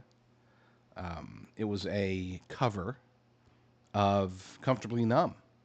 And she's like, that song is horrible. I'm like, is it? It's like, have you ever really listened to it? Have you ever paid attention to it? Like, you know what? I mean, I know all the words, but I guess I haven't. And then once it did, I was like, ooh, sorry. And I'm not saying, oh, you can't ever see it. You can't let it be around you at all, or else you'll die. I'm not saying that at all. I'm just saying that we as a nation have allowed it to pretty much take over. The occult is there. It doesn't have to be some ritual with pentagrams for it to be detrimental to us, to our minds, and of course, most importantly, to our souls. And it sucks because I love me some Led Zeppelin songs sometimes. But man, she's right. My wife is right, and she's a lot smarter than me. So just be careful. Be careful what your kids are watching. Be careful what you're watching. I've never seen an episode of Game of Thrones for a reason. All right, we're getting there. We're almost halfway there. After the break, we will get to number 16, and I know we're a little bit behind schedule, but I'm pretty sure I'm going to be able to go through these relatively quickly. So stay tuned, and hopefully, Lord willing, we won't have any more technical errors right here on the Wendy Bell Radio Program. Yeah, there was something that you'd push because I didn't mute myself. Keep in mind, you did something. You told me that my volume had dropped, so I turned the volume back up, but I think you might have pushed a button. And I'm blaming Brock because he can take it. He knows that I love him. I can take it. I touched nothing. Well, no, you did because it was. I went to your mic settings and everything was right. The volume was up. And then I got out because I can touch JD's Don't mic settings. go there. Oh. I thought thought you were going to say something else. sometimes, I will say this about StreamYard, just to stop for a few years. And and probably I was jinxed because I mentioned how solid StreamYard is last night when I was talking to Kate. So I might have talked it into existence, but that was Manifesting like the occult. yes, yes. I think that Nice. was the third time in 4 to 5 years that I've had a problem that I couldn't manage on my side. Well, how much did we lose on radio? 2 minutes. Okay. I had already, you couldn't hear me. I was on the phone with them at the same time saying, I need you to switch over because they radio never lost JD. What they'll do is they'll switch over to yesterday's show and then flip back. So maybe a minute, maybe two. Nice. That's the hardest thing about doing this, and why I love a lot of people. If you watch when Dan Bongino did uh, his radio show, or Scott Jennings does his live, that's why you hear during their commercial breaks. Scott Jennings is a prime example because I've watched it, and when he's on commercial break, you hear the radio feed, and it was the same with Bongino. You hear Scott Jennings back in 4 minutes, and what that's doing is telling the radio stations this is how much time you have till live radio. Well, they So could. I know it wasn't my mic, by the way, because they could hear me on the other channel. that's why I said, can you get out and get back in? Yeah. I had your other channel out and I could hear you, and that's why I thought to say, get out and get back in. Yep. Well, it worked out. We're here. Oh, we still got plenty of time too. That's the good part. So that's awesome. Hold on. And to the people, I appreciate you saying that I'm good under How much pressure. did we lose on radio? I thought I've seen Oh, you're a champ. everything go wrong, and let me tell you, one of the radio stations I worked at, I literally had to climb under the board to fix it. So I think I've seen at this point, when it comes to the radio side, everything, because it's when you're taking, so our stuff is covered by panels. So when you're taking panels off and moving cords around, that can get stressful. Oh yeah. That's one of the things that I think makes us different is you don't carry radio feed home along the way, and you get to see the mistakes. You get to see the screw ups, the technical difficulties, which there's a lot of people out there that will not tell you when there's technical difficulties. I mean, it's one of the adages I don't admit on the air that there's technical difficulties. But I don't know. I think people deserve to know and see what we go through when there's problems. You guys see it, so all right.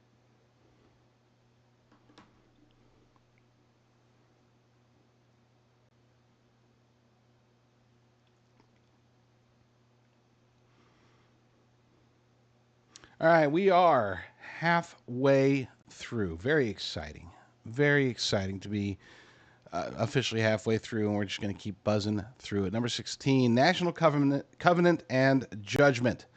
Romans 1 describes a specific sequence of people who knew God, refused to honor him, and so he gives them over to darkened thinking, to degraded passions, to a debased mind, or as the King James puts it, a reprobate mind. Reprobate. There we go. Don't want to sound like Candace Owens. Read the chapter slowly and then read the news. The most sobering interpretation of America's condition is not that judgment is coming, but that a form of it is already here, and that it looks less like fire from heaven than like restraint being lifted. The nation handed over to the consequences of what it demanded. America is not Israel and holds no covenant of that kind, no Abrahamic covenant over us. But we should be aware that in Romans, the principles of Romans, which is written specifically to the Gentiles, it is not covenant specific. It is a description of how God deals with any people who suppress the truth. The question is whether we are early or late in the sequence. And I would argue that we are, based upon everything that I know of Romans, not just Romans 1, but all the way through. which is, by the way, a book that I recommend everybody read ASAP. If you haven't, or even if you have, read it again, because you see America falling into that trap, and we have to be very careful about that. Number 15, foreign entanglements and empire fatigue. I'm not going to read this one because you already know. I mean, we are still, to this day, Congress is still trying to send money to Ukraine. We are still obviously very much entangled in Iran.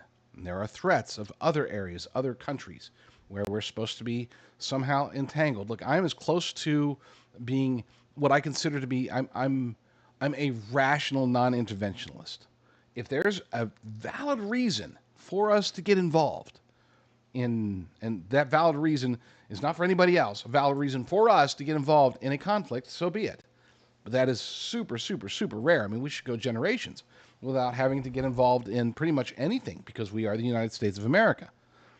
And if we do get involved, it should be limited as possible. With that said, when it comes to, for example, the Iran war, I was opposed to it before February 28th.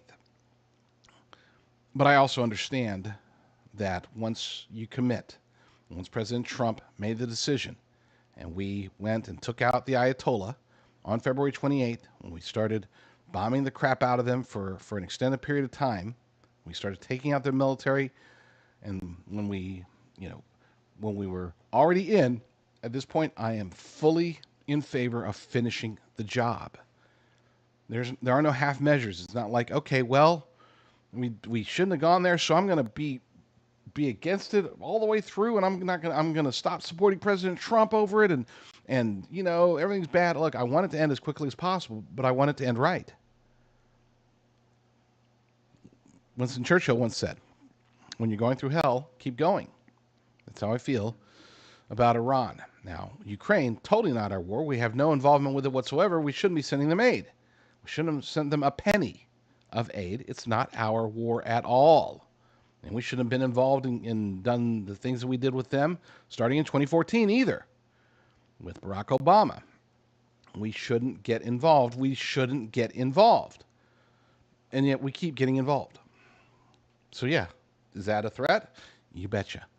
Hopefully, Lord willing, we'll get out of Iran. Everything will be hunky-dory, and we'll move on and not get involved in any other wars for a very long time. Let's see, can we get number... Yeah, we're going to try to get this one in. Number 14, the death of shared truth. Self-governing people must be able to argue from common facts, and that capacity is nearly gone. Algorithmic feeds sort Americans into custom realities. Understand that. You're fed into if you're on X, if you're on Facebook, if you're anywhere, you're going to be fed into a bubble. You're going to be fed into an echo chamber. Because if you like something, they're going to feed you more of what they think you like. And that's damaging. That's harsh. That's hard for us to deal with. We just don't even realize it most of the time. Legacy media burned its credibility across a decade of provable falsehoods, and the alternatives that replace it carry their own incentives to inflame. Now AI-generated text, images, and video flood the zone, making the dead internet theory less a conspiracy than a description, and pushing us toward a world where any inconvenient evidence can be dismissed as fake, and any fake can be laundered as evidence. This is an epistemological, I said it right, crisis with national security implications. A country that cannot agree on what is real, cannot deliberate, cannot self-correct, and cannot be steered by whoever controls the filters. Imagine what would have happened if Elon Musk had not have bought Twitter at the time. We never would have even heard of the Twitter files. We never would have known that a gigantic operation was in place through which government was at every level, city, state, national levels, different departments, different people, Republicans, Democrats, so many of them had direct lines to big tech companies. They were using these connections, this infrastructure that was built specifically for censorship, to censor us, to suppress our speech. We are American citizens. The government is not allowed to do that. And yet with the smallest estimate possible was that at least 50,000 people were aware. 50,000 Americans were aware on both sides, the big tech side and the government side, that they were directly attacking our First Amendment. Now, I'm not saying that all 50,000 knew, that what the First Amendment even is. But that should concern you. That should almost, I wouldn't say scare you, but it should really piss you off. And if Elon Musk had not have bought Twitter, we never would have known. It would probably still be happening today. This is an issue, folks. It's an issue that we have to deal with. But not today. We're going to move on to the next issue as soon as we get back from break, right here on the Wendy Bell Radio Program. I'm doing my best, by the way, for Brock's sake, to actually give him some time. There are times when I cut it really close, 2, 3, 4 seconds. I'm trying to give him at least 10 seconds of space at a time before moving on to the. I'm going to get it nailed by the next time we do this, if there is a next time, if I don't get fired today due to technical difficulties. And yes, by the way, I would agree with those who said earlier, I forgot to say something, but somebody was saying that you did handle the pressure well. Yes, that's why, again, I say for the 15th time, Brock is the best producer by far that I've ever seen. Now, somebody noted earlier about, oh my God, I think it was Ultra Mega Hardcore noted, oh my gosh, we only got like 700 likes. This is the worst ever in 5 years. It is. The challenge, number one, is Friday. Number two, the biggest reason is there's no Wendy. Okay, I'm not Wendy, even though I do identify as Wendy Bell, WENDIBELLE. That's how I identify for the WNBA. But no, the biggest reason, and I told Brock this before the show started, is that there are currently 60,000 people between the various feeds that are covering the Candace Owens, Andrew Wilson debate, which I am so glad I wouldn't even be tempted to watch because I'm right here with you all. And I wouldn't have been tempted. I would have definitely been very happy to not watch it. And that's just on Rumble alone, not even on Facebook or X, where it's, or YouTube and X, where it's also playing. So we expected, even before the show started, that today was going to be a very, very tiny show. So we will greatly appreciate any and all thumbs up, any and all follows. Get your friends and family to do it. Yeah, we're under 700. That's embarrassing. 685 to go. My goal was to reach it by our 5th anniversary. You can see on the back, it says September 7th. So I think we're going to get there. And thank God JD wasn't here when we lost the internet. When did you lose the internet? Sometimes our internet goes down, like, because Comcast. Anyways, Just give me the login. I can do it. I have a Verizon patch. It's Wi-Fi. So, but I have to run to another to the. So there's a room that has all the racks, and JD will know what I'm talking about. It's Mm-hmm. racks of that send the tones to other radio stations. It's just all wires and little pieces of hardware. But I have to run in there and patch it. You guys have all seen it. You guys have seen it, but what's concerning when we lose the internet is we lose our name on the radio station also. So everything is internet based now, and good or not good, I mean, 95% of the time, there's no problems. It's that 5% that you learn to deal with. Like anybody else in their life and their job, stuff comes up and you just learn to fix it. Well, you deal with it like a champ, like I said. Well, there's only so much to get worried about, you know. But JD and I use different softwares. That's why you could hear him on his channel as opposed to this channel. Yes, but that does tell us that we know it wasn't. It was definitely StreamYard. Yeah. It was on our software thing, so you won't get fired for that. But there's Yes. other reasons. Love it. You can come up with other reasons. I don't want to get fired. I haven't been fired this month.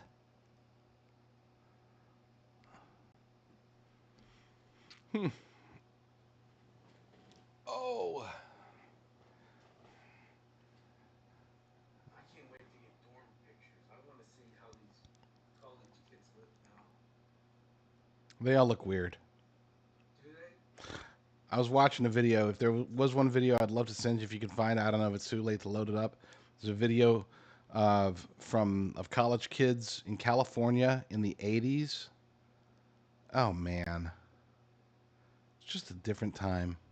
Oh, I was a college kid in the 90s and the food stunk. Uh, Food? You had food at your college?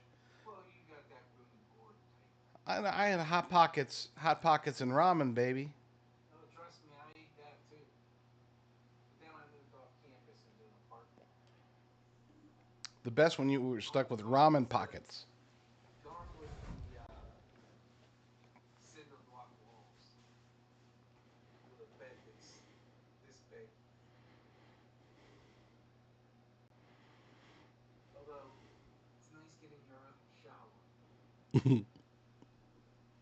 We had a shared shower at OU. I think most colleges are. Gym showers, easiest to keep clean.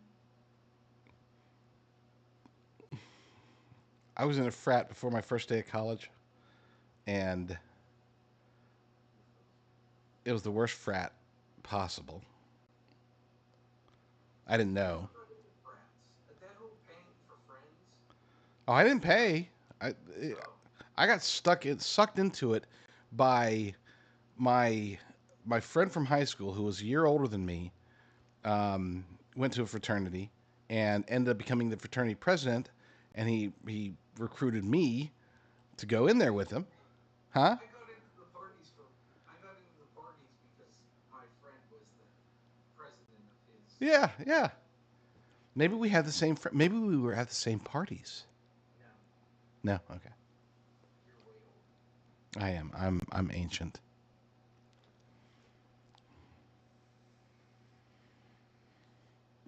You're still frozen. I have kids your age. You're frozen. You know that, right? Of course. Okay.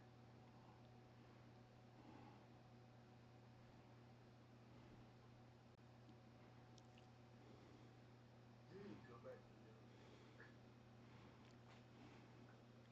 Okay. On my show, they're probably freaking out right Here we now. go.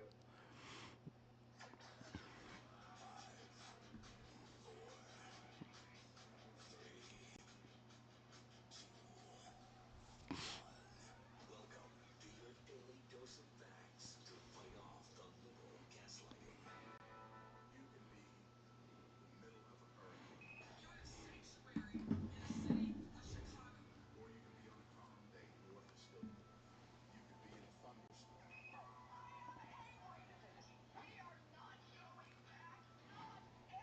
North of Stillwater. People can yell at you. North of Stillwater. It doesn't change a fundamental thing. And in this business, right is still right, even if you stand by yourself.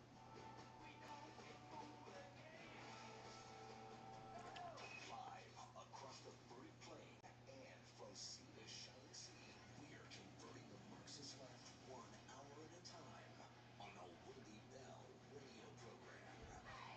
From JDRucker.com and the Discern Report, filling in for Wendy is JD Rucker. It is true. I am JD Rucker, even though I've considered identifying myself as Wendy Bell to go try out for the WNBA. WENDIBELLE. That's my version of Wendy Bell versus the actual real version, which is WENDYBELL. And if you are not following her on Rumble, please do so now. I will wait. Okay, that should have been enough time. Let's move on to number 13. We're cooking. We're going to make it all the way through. Number 13, the transhumanist temptation. The oldest lie in recorded history was, "You shall be like as gods." And it is now a funded research agenda. Silicon Valley's most powerful figures speak openly of merging with machines, defeating death, and building artificial superintelligence, some of them using explicit religious language about creating that which they will then, in their own words, worship.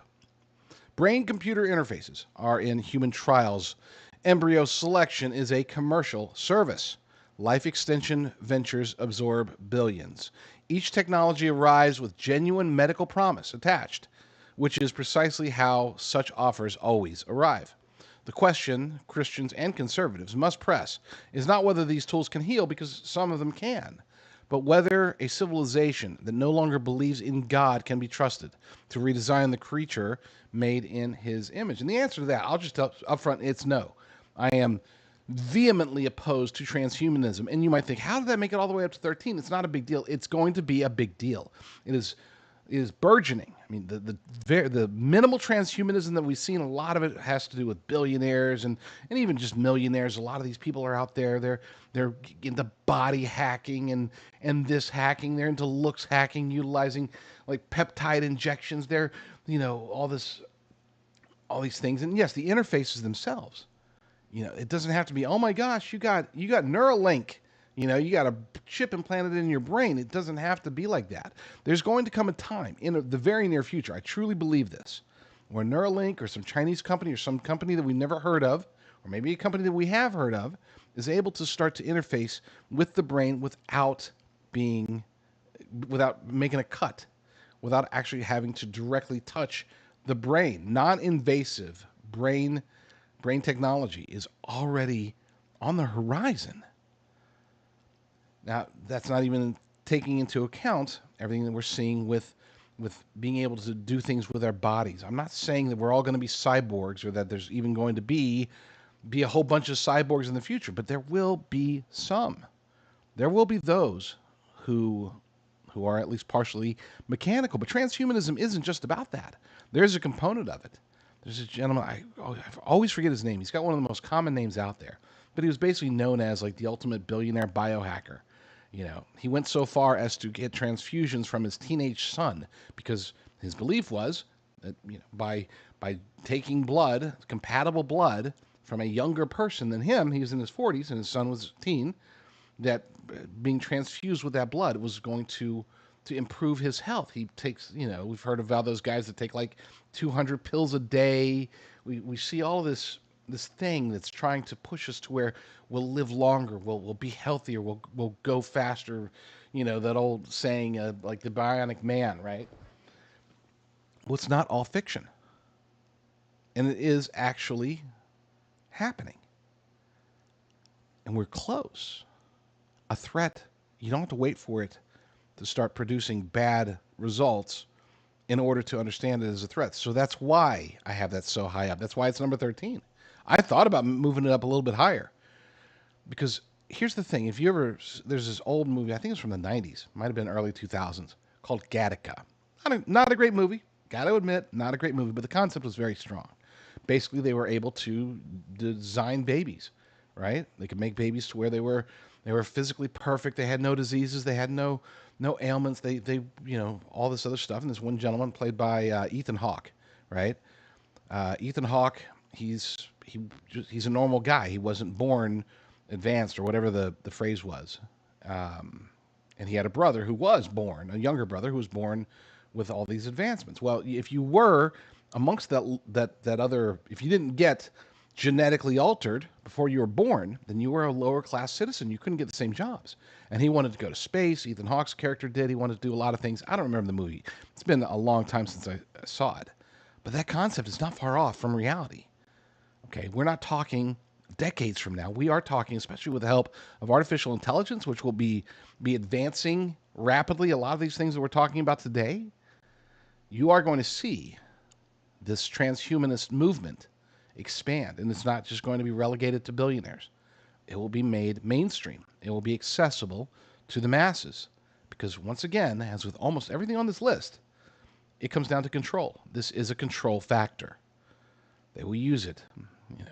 The threat of it, the promise of it, to do better. Now, the gentleman I was telling you about, I think his name's Brian. He's, again, the one who's taking transfusions from his own son, blood transfusions. He's actually had to reverse course lately because he found out recently that he's sick. This guy's been doing everything, spending tons of money becoming the face of basically transhumanism in many ways. And now he's having to stop because he acquired an autoimmune disease. Was it a direct result? Kind of think it almost has to be, right? And he even said, maybe I went too far. It's very sad. But what did we expect? God made us the way that we're made. And I'm not saying that we can't try to improve our bodies or keep ourselves healthy, but there are limits. And right now, the world is pushing those limits as far as possible. Number 12, CBDC, central bank digital currencies, and the programmable money threat. This is real. This is another big one.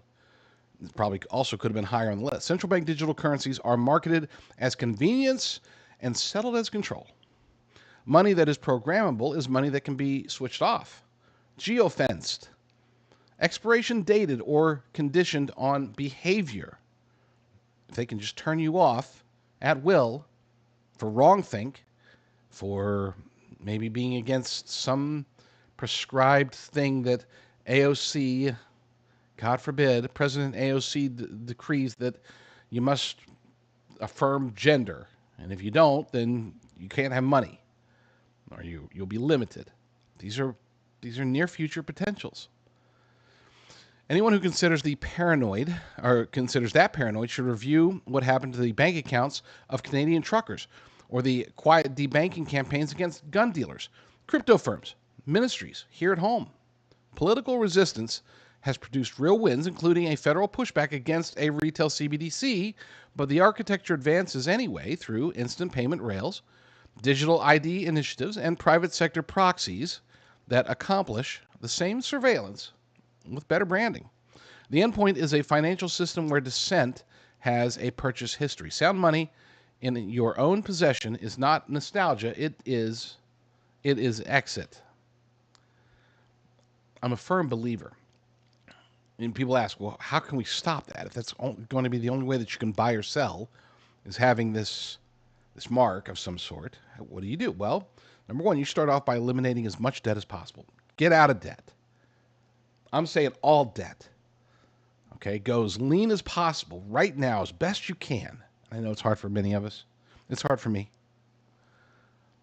But we have to strive to eliminate the debt, eliminate the control factors.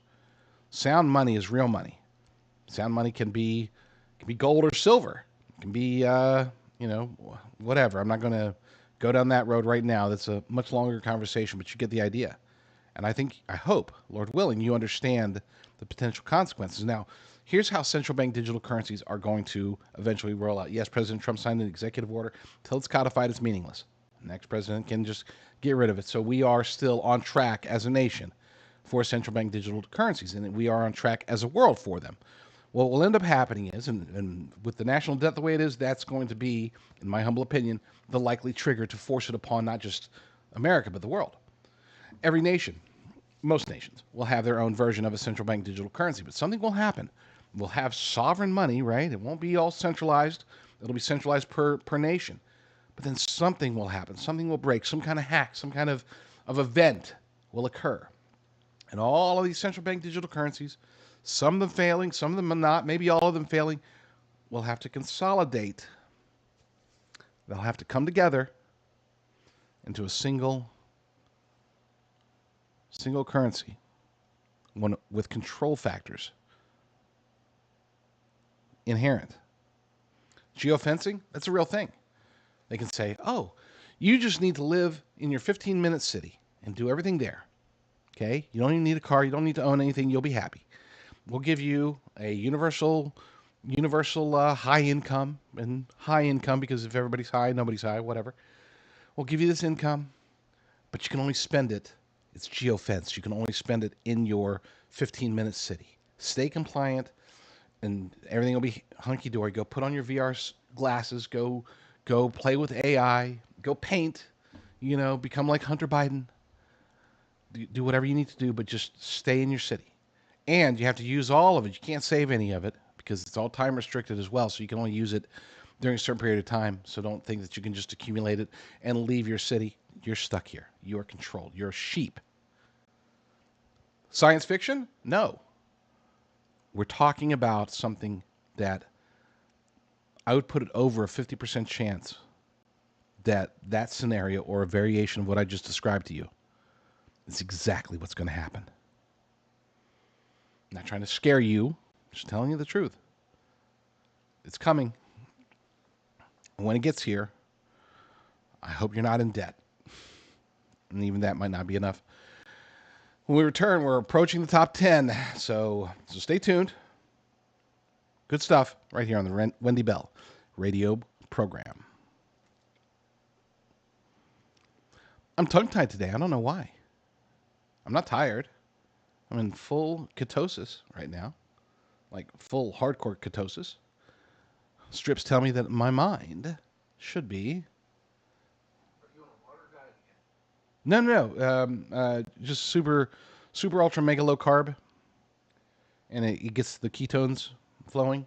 And I can tell you that whether or not you lose weight, which I am losing a little bit of weight, but even if you don't lose weight, I'm a big fan of the keto diet because of, without ketones, I'm just not as bright.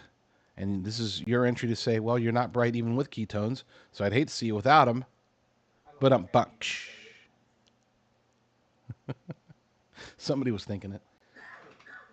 Somebody thought it was funny. They just didn't get to say it out loud. I heard on a water diet that it replenishes your stem cells. Yeah, it does. Not just stem cells. Yes, if you are on a water fast, then stem cells. They do increase. You go into autophagy. Next time, I will get into my version of body hacking, which doesn't require any drugs, doesn't require any neural implants, doesn't require anything other than good eating, good exercise, good sleep, sunlight. I don't know, things that God gave us in order to stay and be healthy. Somebody, even though apparently it's not working, because somebody said I look like I'm in my 60s or 70s. Wow. Yeah. I mean, how old are you? I'm in my 80s, man. Can't you tell? Great, great, great. Yeah. I'm a great grandfather. I'm still waiting to hear about the meeting of the boyfriend. Hmm? I'm still waiting to hear about the meeting of the boyfriend. Yeah, it's coming. 10 days. You don't tell me. I'll tell you what, I did a 3-day water fast and I felt fantastic. They're the best. I mean, Yeah, I felt fantastic. And who got me into it was Dr. Mike, the vet we have on Saturdays. nice. He said you should really try one of these. Because you'll be surprised how much it You should have kept going. 3 days is the hard part. After 3 days, it gets easier. does it. Oh, much. He said his son did a 7-day, and I'm like, I don't know if I can pull that off. You could. You could pull off a 7-day. Yeah, I don't think I could. Oh, it's worth it.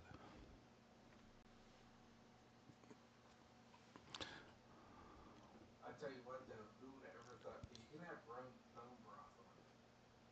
Whoever would have thought having bone broth would almost supplement a steak? That's what I felt like when I had the bone broth. Well, you Tastes like shouldn't. I'll tell you. steak. So there are certain things you really shouldn't have bone broth on a water fast, and that might be why you had to stop after 3 days, because it does have, even though it's oftentimes between 20 and 70 calories, it still has enough calories to keep you out of autophagy, which is one of the most important aspects of a water fast.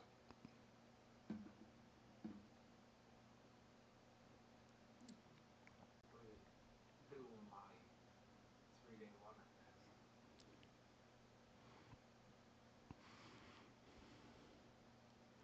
There's reason for firing. Hmm.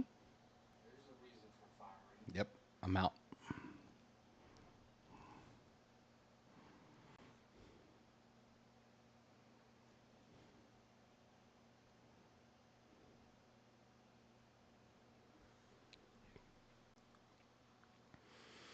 Oh, we're getting so close.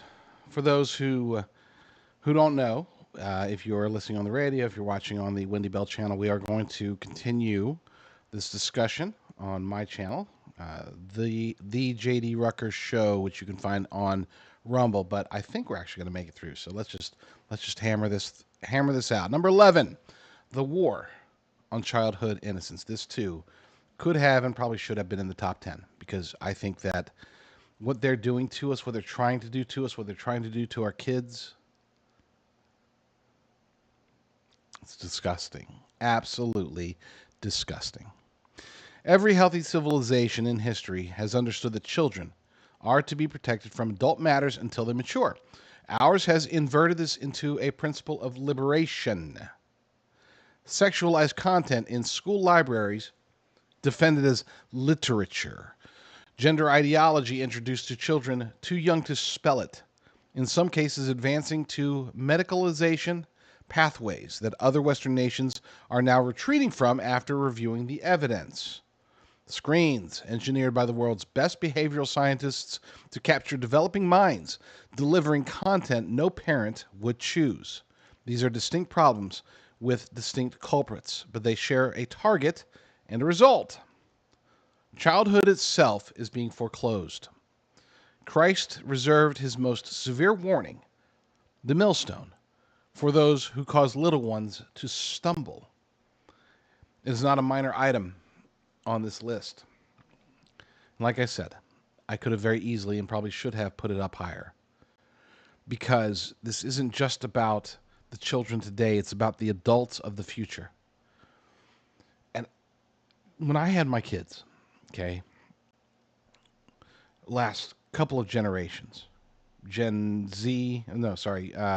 millennials, and then getting into Gen Z, I never thought, I'm like, oh man, these crazy kids, they're so crazy. They don't know any better. They're so crazy. I did my standard old man thing, but at no point did I think, oh, these kids aren't going to be able to do anything. They're going to be broken. They're going to be helpless. I didn't think that at all. I think that now about this new generation. They're being indoctrinated with everything. It's not just at school. It's not just the screen. It's not just television or phones or their friends. It's all of it. It's all of it. They're going after the kids, man. I don't know how else to say it. And these kids, unfortunately, they're not prepared. They're not stewarded properly by their parents in many, many, many, many, many, many, many, many cases. I praise God. I'm so thankful for my kids, my youngest kid, who falls into this youngest generation. He's amazing. I wish I could say, oh, it's just strong parenting that's been able to protect. No, he's awesome.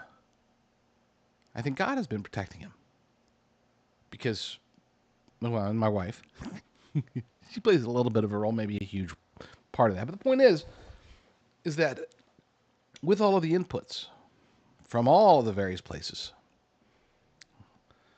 I am concerned about the future.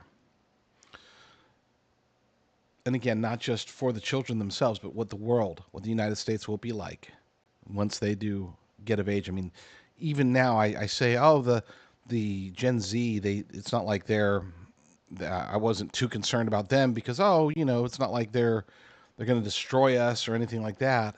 Well, maybe they will. I mean, now we pay more attention lately to their perspectives. They love socialism. How could you love socialism? It makes no logical sense to me how anybody could love socialism. But on the other hand, I keep getting lectured by younger people. It's like, hey, it ain't like it was when you were a kid. It's harder now. We have no expectation of being able to buy a house at 25. And they're right. I mean, average mortgage in America, monthly payment is over $2,000. If they're making, let's say they're making $7,000 a month, they're paying 27%, maybe 30% tax. All told, they're between taxes and rent, somebody making $84,000 a year, which should be a nice living wage and able to buy a home, can't, because that's going to leave them with under $3,000 for their whatever car payments are going up, everything's going up. It's not just, oh, they're you know like I said, I don't blame them. I blame us. I blame what the world has become. We will get to the top 10, and we will finish the top 10, starting with the next segment, which will be right after the break here on the Wendy Bell Radio Program.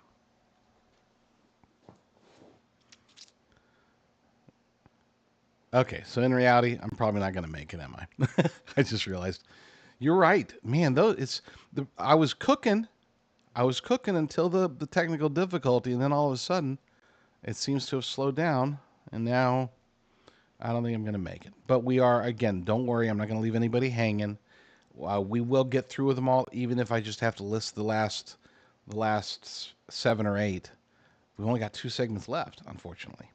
And I blame Brock for that. Oh, hey, there's Brock. Sorry, didn't know you were listening. It really wasn't Good, good. complaining about something. Liberal was coming out for you, and you were blaming other people. It's all your fault. All your fault, and I do blame you for it being your fault.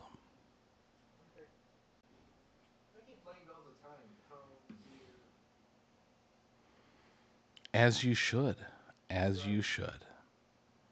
So I did a little searching on JD. He's in his 50s, apparently. That's what the Google machine said. Google is wrong. Google says I'm in my 50s? Really? You trust Google? You're one of those guys, aren't you? You probably Google things, don't you? The last time I used Google this morning, but the last time before that I used it? Yesterday morning, Yesterday. No, yesterday night, last night. I use it every day, but I can still make fun of you what for it. name do you stand for, Mr. Black Dog wants to know. Who does? Mr. Black Dog, Nope. Nope, not going to answer him. what's the name you stand for? Nope, he didn't subscribe. He didn't, subscribe. It stands for Wendy Bell. Someone's guessing 52. How old's your oldest? Hmm? How old's your oldest? 31? I'd see 52. Yeah, me too. I can see it. With the way you react, I'm going to guess probably 55, if you're the same age as Wendy. No, I'll take 52. I like 52. 52 is good. Well, no, if you're saying 52, it makes me believe you're confident. But I don't lie. Mm, you're not lying. You just said I'll take 52. So you're technically not lying. The cadet's logic is sound. Yeah, well, I'm 50. One of my cares.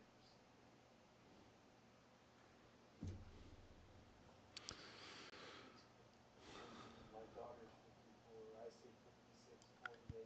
It ain't 48. No way. I can tell you that. That would be way too old. Yeah. Now that's a lie.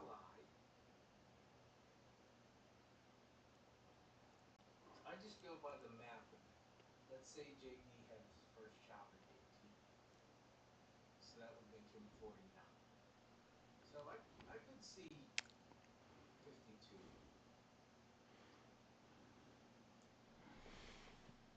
Not in that picture. I look 31.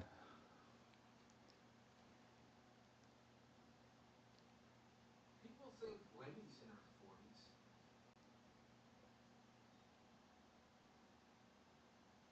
How old are you?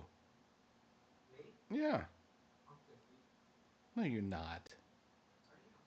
No way. Just last December. So I'm 50 and a half. A little over 50 and a half. Jolene, who you all know is our merch person, turns 50 tomorrow. And so she's catching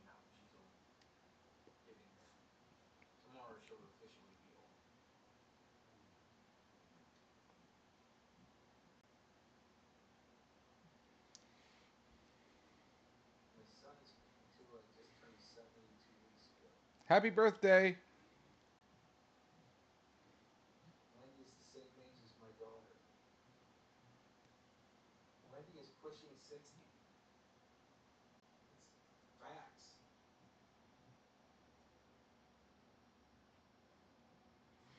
But her hair is only 28. Every 4 weeks it is.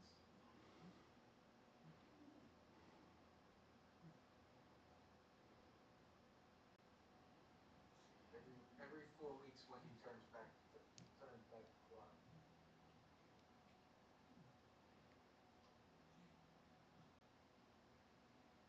Age is just a state of mind.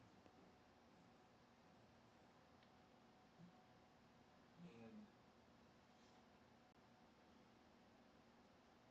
creaky joints, backs.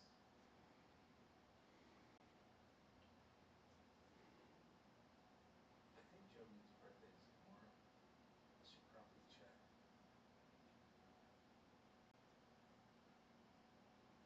Oh, I don't want to get it on Facebook.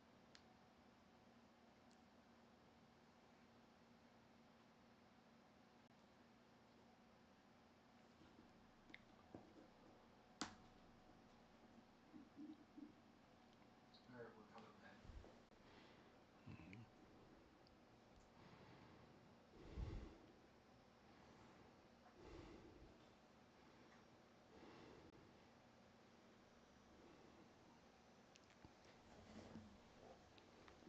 Well, it's time, my friends. It is time to go through the top 10 list, the top 10 ones. Now, I know you're probably thinking to yourself, it took 2 hours to go through the top 20. How am I going to squeeze the top 10 into 2 segments? Well, we're going to go through them quickly. And then on my show, I will go back through and deal with them more aggressively and more thoroughly, we'll say. Number 10, apostasy within the visible church. The threat to the American church that no external enemy could accomplish is being managed from inside. The prosperity preachers sell God as a vending machine to audiences of millions. Progressive denominations shed doctrine after doctrine to chase the culture, a culture that despises them anyway, then wonders at the empty pews. Seeker-driven megachurches replace discipleship with production value, delivering motivational content to crowds that were never confronted with sin, repentance, or the cross. Scripture warned of this explicitly. Teachers accumulated to such itching ears a form of godliness, denying its power. The nation's spiritual immune system is compromised, not because the church is persecuted, but because so much of what carries the name no longer carries the message. And the message of the church should be about salvation, not about living your best life now. Number 9, child sacrifice by another name. Yes, we are talking about abortion. I'm not going to read that one. I'm going to save that one for later. But it is child sacrifice. No matter what anybody tells you about abortion, it is not health care. Okay? It is not. And it is one that I can get easily hung up on because it's personal. Not just to me. It's personal to anybody who understands and appreciates that life begins at conception. I am an extremist when it comes to abortion. I'll just tell you that up front so that you know before I get into it. In the next episode, the next show, you'll know that I don't treat abortion with kids' gloves at all. Number 8, probably my favorite one on here, and it is. We're experiencing it as a nation right now. The uniparty and managed opposition. On the issue where the donor class is united, endless spending, foreign intervention, mass legal migration, surveillance reauthorization, corporate consolidation, Washington's two parties reliably discover bipartisanship. The theatrical combat is reserved for cultural questions that mobilize voters without threatening budgets. This is the uniparty problem. And acknowledging it does not require cynicism about every individual legislator. There aren't very many that are decent, and there are pretty much none that are good. There are genuine fighters in both chambers, and the populist realignment of the past decade has been a real disruption to the machine, but the machine adapts. Controlled opposition is an old intelligence technique for a reason. The most effective way to neutralize a movement is to lead it. Tucker Carlson. Voters should support their champions and audit them relentlessly because the door out of the uniparty is always also a door in. I've long said that the longer somebody spends in Washington, D.C., the more likely it is that they will be compromised. I'm a big fan of term limits. I haven't always been, but now I realize that you sort of do kind of have to reload, refresh, start from scratch, get people that haven't been lifetime politicians, and take the money out of politics so that you don't have people like Nancy Pelosi who are in there forever. She didn't stay in Congress because she was trying to serve the nation. She stayed in Congress for decades because she was serving herself. And you can say the same thing on people on the other side of the aisle. Number 7, the death of the middle class. This is an important one. The American promise was never wealth, it was attainability. The confidence that an ordinary family working ordinary jobs could own a home, raise children, and retire with dignity. Run the numbers on that promise today. Median home prices have detached from median incomes to a degree unseen in generations. Young adults carry record debt into a market where the starter home is extinct and the starter family is postponed indefinitely. Not everybody can go freeze their eggs like AOC did. Birth and marriage rates track housing costs more closely than any sermon on values ever could. Meanwhile, asset holders have grown spectacularly wealthy on the very inflation that priced everyone else out. This is not capitalism's failing.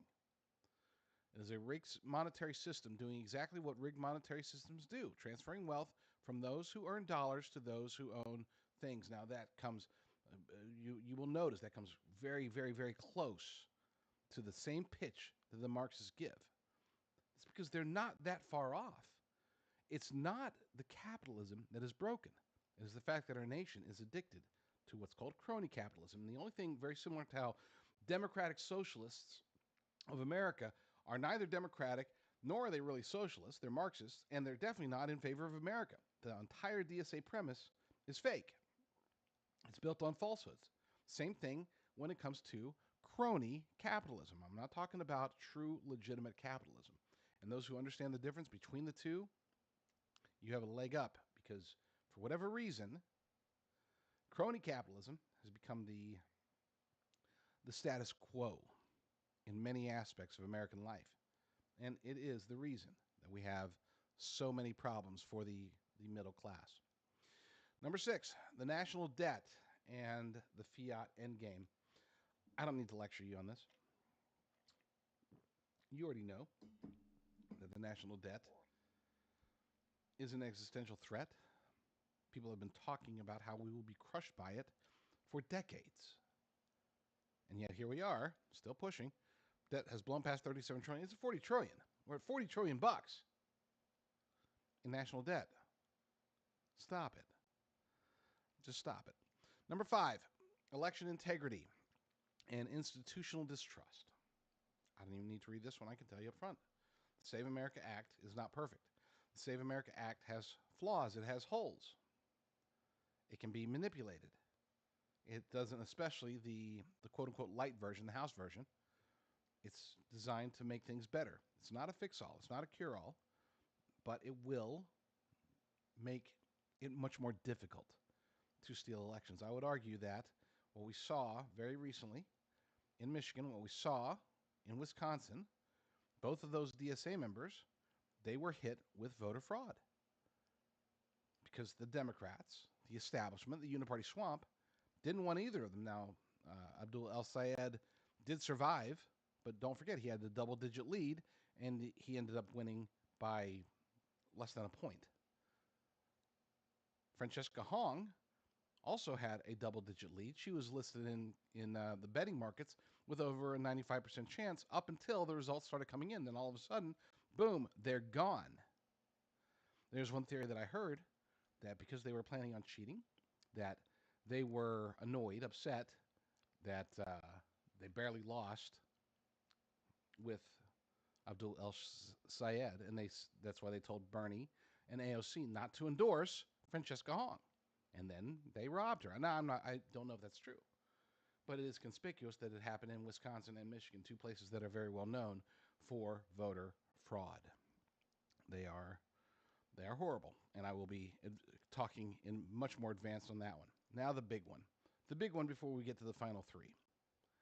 That is AI displacement and the coming labor reckoning. I have argued that AI may be the biggest existential threat that we're facing. And no, it's not because of flying robot dogs with machine guns, though that is definitely possible. We could see a Skynet future. My biggest concern is the disruption that we're already seeing happening. The disruption that's going to fundamentally change how the United States and Western society and eventually the entire world operates. There was a recent study that showed that only 3% of Americans trust AI to properly operate their finances. And yet, despite it only being 3%, 1 in 5, so around 20% of Americans who apparently don't trust it still use AI to help them manage their finances. What do you use your AI for? Do you use your AI for anything? Do you use AI? I know I do. It sucks. I'm a hypocrite. But I have my eyes open and I only use it for certain things. Artificial intelligence is already writing code, processing claims, drafting legal documents, generating marketing, and answering customer calls. And the systems improve every quarter, while the political class offers nothing but vibes. And to say that it improves every quarter that's an understatement. It improves almost every day, depending upon. One could argue that it definitely improves every day by the accumulation of more information that it can use for its models. This time, the disruption climbs the ladder. White-collar, credentialed, middle-class work is squarely in the blast radius. The very jobs that were supposed to be the safe harbor from the last wave of offshoring and automation. Perhaps new categories of work emerge as optimists promise. Perhaps they emerge too slowly for the tens of millions caught in between. Nobody in either party has a real answer, and the answers being incubated in Davos and Silicon Valley, universal basic income, or as Elon Musk calls it, universal high income, as a pacification stipend, should alarm anyone paying attention because a population that depends on the state for its bread has surrendered the last leverage a free people holds. I've talked about bread lines before. I don't think that there will be bread lines. I think that in the near future, there will be cricket lines. Yes, they will determine, probably through AI, that the best form of food is actually crickets. The protein, the nutrients. And yes, I do truly believe that they are going to try to force it onto the masses. You might say, I'll never eat a cricket burger. Unless you can truly break away, break free. Or unless, hey, we get raptured ahead of time. Unless those things happen, then almost everybody will be stuck in either a bread line or a cricket line or something to that effect. Look at what's happening to grocery stores in Iran. Look at what happened at grocery stores in Venezuela. It's not just, Marxism is going to kill us, socialism, communism. It is the fact that if we keep in this trajectory with artificial intelligence having so much of an impact on our lives, we're not going to be suddenly lurched by gunpoint into some dystopian future. The vast majority of your friends, your neighbors, maybe you, will willingly accept it. Be like, wow, AI is so much better at making these decisions than I am. Maybe I should trust it. I hope that you don't. When we get back, we got the last three, so stay tuned. It's getting pretty lit right here on the Wendy Bell Radio Network. It's getting lit. They don't say that anymore, do they? The kids don't. My dog is freaking out. Could you hear my dog? Yes. Okay, let me get rid of her. I got to get rid of her. Why? Because she's old. It's time to get rid of her. I'll be right back. He must not watch the cat show where cats are climbing on the back of my chair and Dr. White's dogs are walking in the background.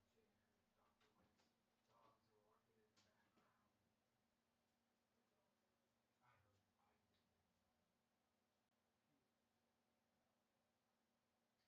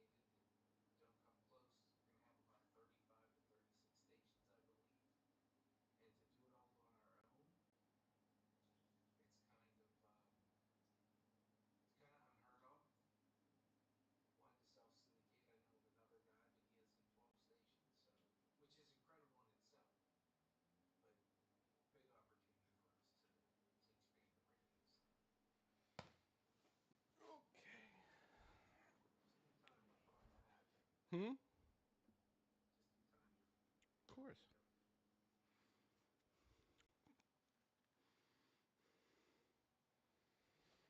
to go. All right, the moment has arrived. The top three. Before I get to those, I got to tell you, it has been an honor and a pleasure and a blessing to spend this week with the wonderful Wendy Bell Radio audience, with producer Brock.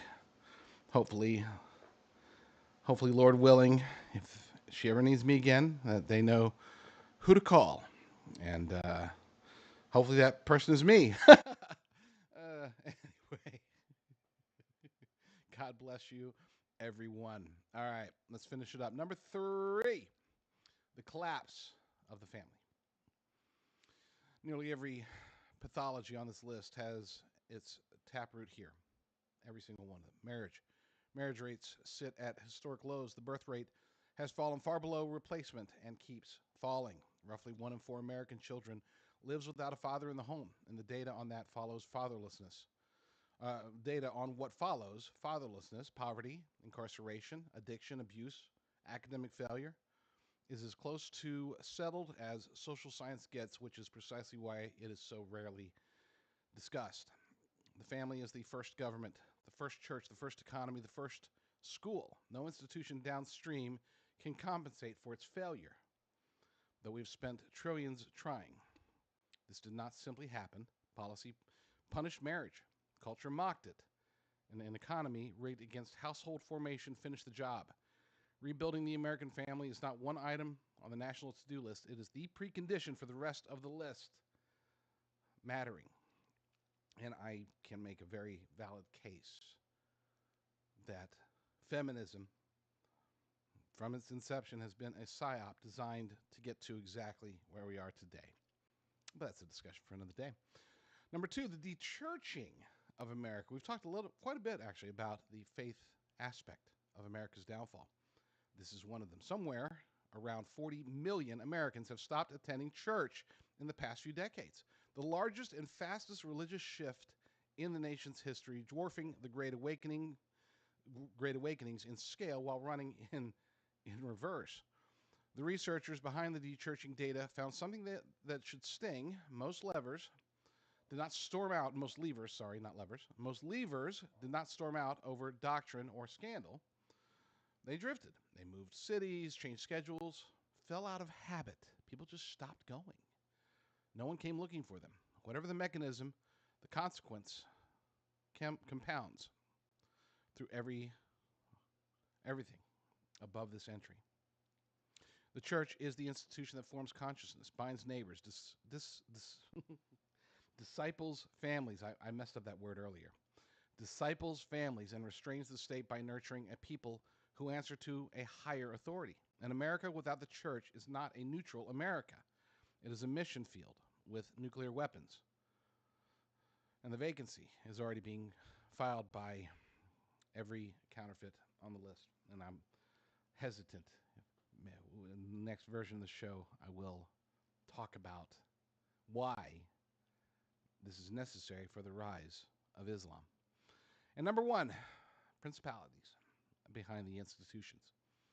If you've read this far and felt the pattern, the strange coordination of it all, the way every institution seemed to turn against the family, the church, the child, and the truth at roughly the same time, you have two available explanations. Number one requires a smoke-filled room and a conspiracy of implausible competence. A new world order, basically, that is somehow so good that, oh, we can never find them, we can never catch them. They're just really smart guys with lots of money. That's all. Don't worry. They just smoke cigars. They got Brock back there telling them what to do. No. Option two is that it is written in Ephesians 6.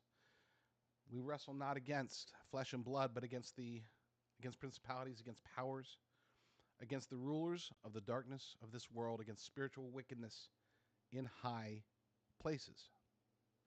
The coordination we observe does not require a human mastermind. If there is a spiritual intelligence behind it, a satanic intelligence behind it, and Scripture states plainly that there is. This is why the countdown ends here rather than with any policy failure. Every other item on this list is a battlefield, but this is the war. It also means that the decisive weapons are not the ones that are deployed in DC. They never were. The decisive weapon is here. It's in us. It's above us. If you want to know how to fix this nation, it begins and ends with prayer. And then it continues with our own self-examination, our own willingness to acknowledge Jesus Christ as our Lord and Savior. I know this is a secular show. I know that I probably shouldn't end it like this. Maybe I'll never get invited back. But I firmly believe that if we were to ever re-engage, re-embrace as a nation, which starts with us as individuals, if we were to embrace the Bible, the biblical worldview, and I'm not talking about becoming a theocracy, that would fail. But if we as a nation find our soul again, because we used to have it, then we will be able to win. We will be able to return America with God's help, with God's will, to its previous glory. If not, then we are just waiting and hoping that there's a preacher rapture, hoping that we'll be swept away or that we'll have enough saved up or hidden away from the evils. I don't want to imagine a world like that, because that means that the people I know, people I love, people you know and love will be left behind. I don't want that to happen. So we start with prayer. Thank you all for having me. It's been an absolute honor and blessing. Be sure to check me out elsewhere, right here on the Wendy Bell Radio Program.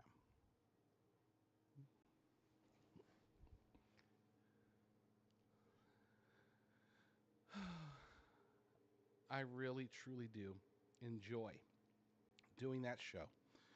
Brock is amazing, and that wasn't smoke. He's not here, so he can't hear me, okay? So I will say, without him hearing, that Brock is the best, by far, not even close, the best producer that I've ever had, and I've had a lot. I've had some decent ones. I say they've all sucked. They all do suck compared to Brock. But he's just good. I mean, he's boom, boom, boom. Things go crazy. You know, lose sound, lose that. He's on the phone. He's no hesitation. He's like, okay, can't hear you. Launch Maverick on Ready 5. All right, we got a backup going. Let me fix this problem. Rucker, you start over. You guys go over here. Somebody order pizza. Let's go. Let's do this. That's Brock. I love it. And even when it's not an emergency situation, the dude's just Johnny on the spot. You know, it's like I test him, not this time. This week I didn't test him. Last time, it's like, all right, I'm going to throw him a curveball here. So, you know, we're talking about this, talking about some weird topic, whatever it was that I was talking about. And let's play clip 4. And he did. Boom, just like that. I didn't get the snap in. Let me get the snap in. Boom, just like that. He was Johnny on the spot. Gotta love him. Oh, yeah, volume. There we go. Volume's up. Thank you all. Now I'm watching this chat. It's totally different watching from over here. Very good stuff. Oh, God bless you, John Buffalari. John Buffalari is the new mic fund. Look, it normally it would be working. It's still attached in some form or fashion to StreamYard. But I do need a new mic, so appreciate that. God bless you, sir.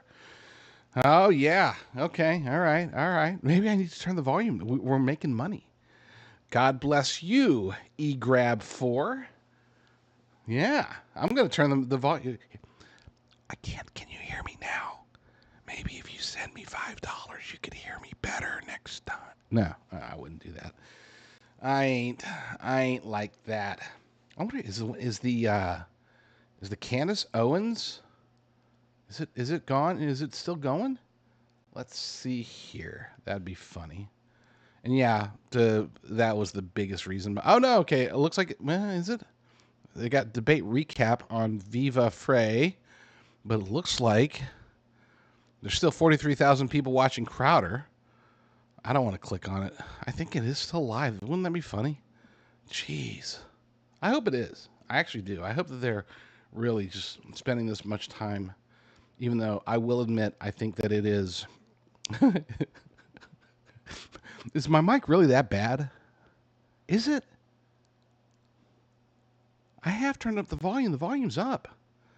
Can you guys really not hear me? Hopefully. Well, we will. We'll do it. I'll raise some money. We will get a brand new mic. They're expensive. I'll admit, to get a good one. This one cost me quite a bit to get, but it's definitely worthwhile. Maybe I need a new computer too. I'm not saying. I'm just saying. Anyway, all right. Let me get back into my list because I want to be more thorough with that top 10. Be sure if you are here, if you just got pushed here through the Wendy Bell Radio Program, be sure to push the follow button. I always say subscribe, but he's right. I think you just follow. Push the follow button, and then push the thumbs up button because we really do want this show to take off. All right, Doc Wombat says we're 5x5 on audio. Awesome. All right, good. Good stuff. Sunnydale says stop. Well, stop what? What'd I do? I don't know what I'm stopping. I don't want to read up there. At FFN, which stands for Friday Feline Neuterings. Okay. Anyway, yeah, that's a Shure. Eric's correct. That's a Shure SM7. I doubt there's anything wrong with the mic. All right. Very good. We're good.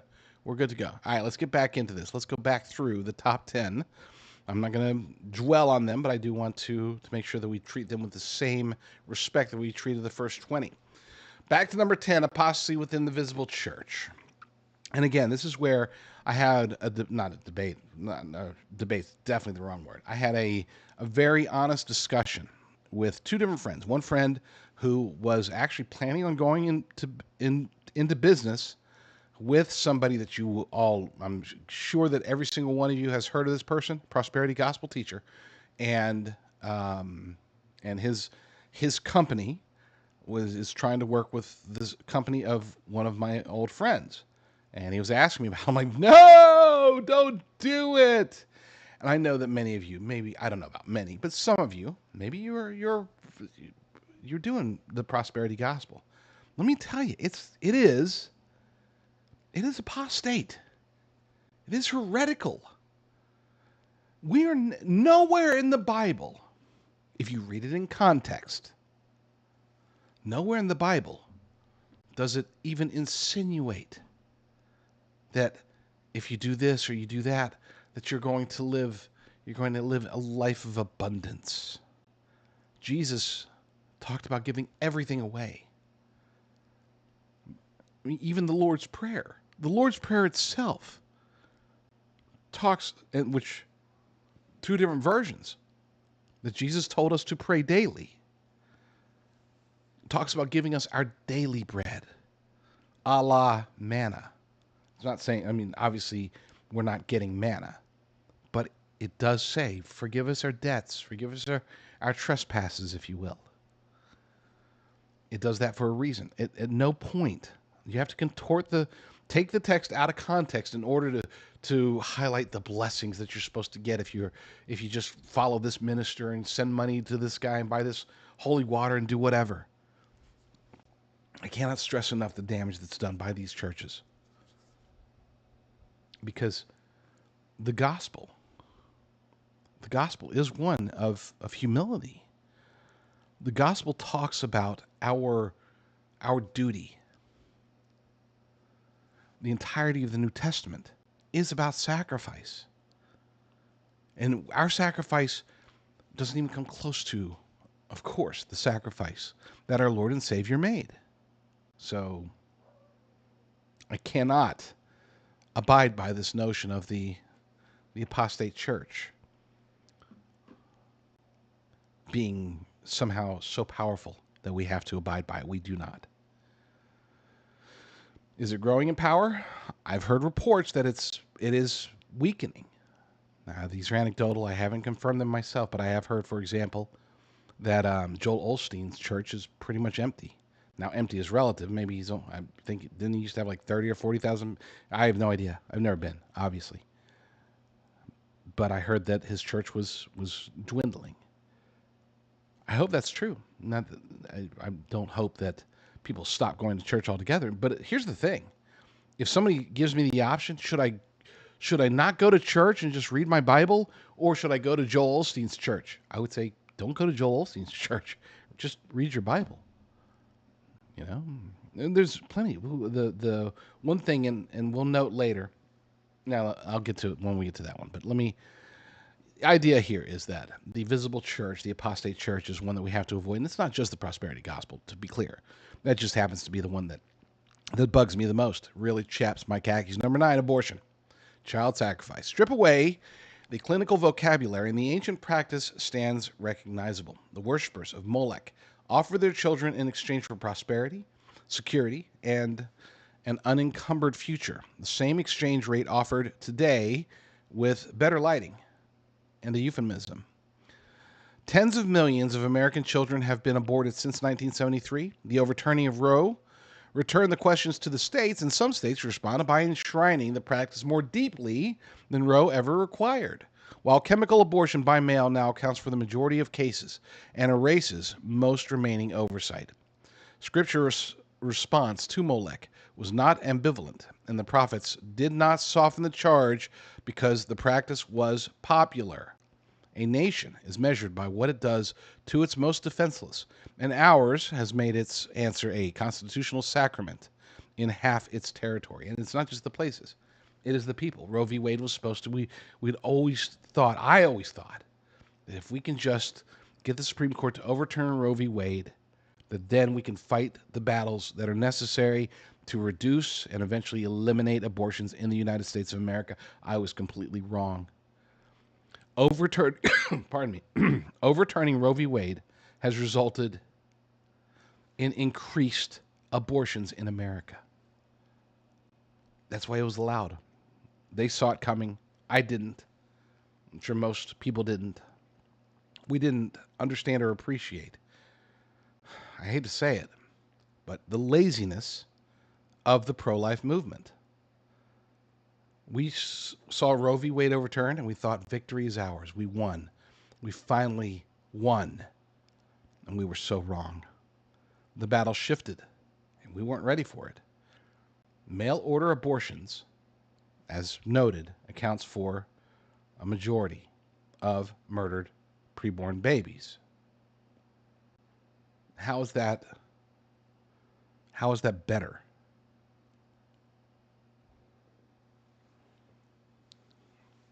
The sacrifices aren't just still happening, they've increased. And that shouldn't have been number 9. I should have moved that one up higher. Number 8. I think we covered this one pretty well. The Uniparty swamp, you get the idea. Yeah. I don't have to dwell on that, but I will tell you this. That my near certainty about them trying to steal it from El Sayed and accomplishing stealing it from Francesca Wong, they couldn't get them out. They couldn't beat them fair and square, so they tried to cheat. The same way they tried to cheat and accomplished at cheating President Trump in 2020. Just like they've tried with every single election. Every election year, there are stolen elections. Every single time. Every 2 years, some elections get stolen. And probably a lot more than you all would ever realize or acknowledge. I know I probably take it too far in the other direction. Okay? It's true. I probably see voter fraud where there isn't voter fraud. But I'd almost rather be a little bit paranoid about it than the alternative, which is to think, oh, no, don't worry. I think back to the 2022 election, right? Midterm election. It was supposed to be a red wave. It was the reckoning against Joe Biden and Kamala Harris. And we were supposed to just dominate. It was supposed to be huge. It didn't happen. It's like, what? Even races that I was certain we were going to win, we didn't. And the excuses made by a whole bunch of people, including people that I know and respect, was that, it was because of Roe v. Wade. This was the abortion thing. This was the reason that the Red Tsunami didn't happen. we only got modest gains instead of a lot of gains is because people were so still mad about Roe v. Wade. Here's why that is retarded. It is. It's retarded to say that. No offense, because I know a lot of people said it. I mean, you can be offended if you want. But the reason we know it's retarded is because up until the election, up until election day, every poll still showed a red tsunami. And polls never favor Republicans. For them to show, oh my gosh, we're going to pick up 40, 50 seats.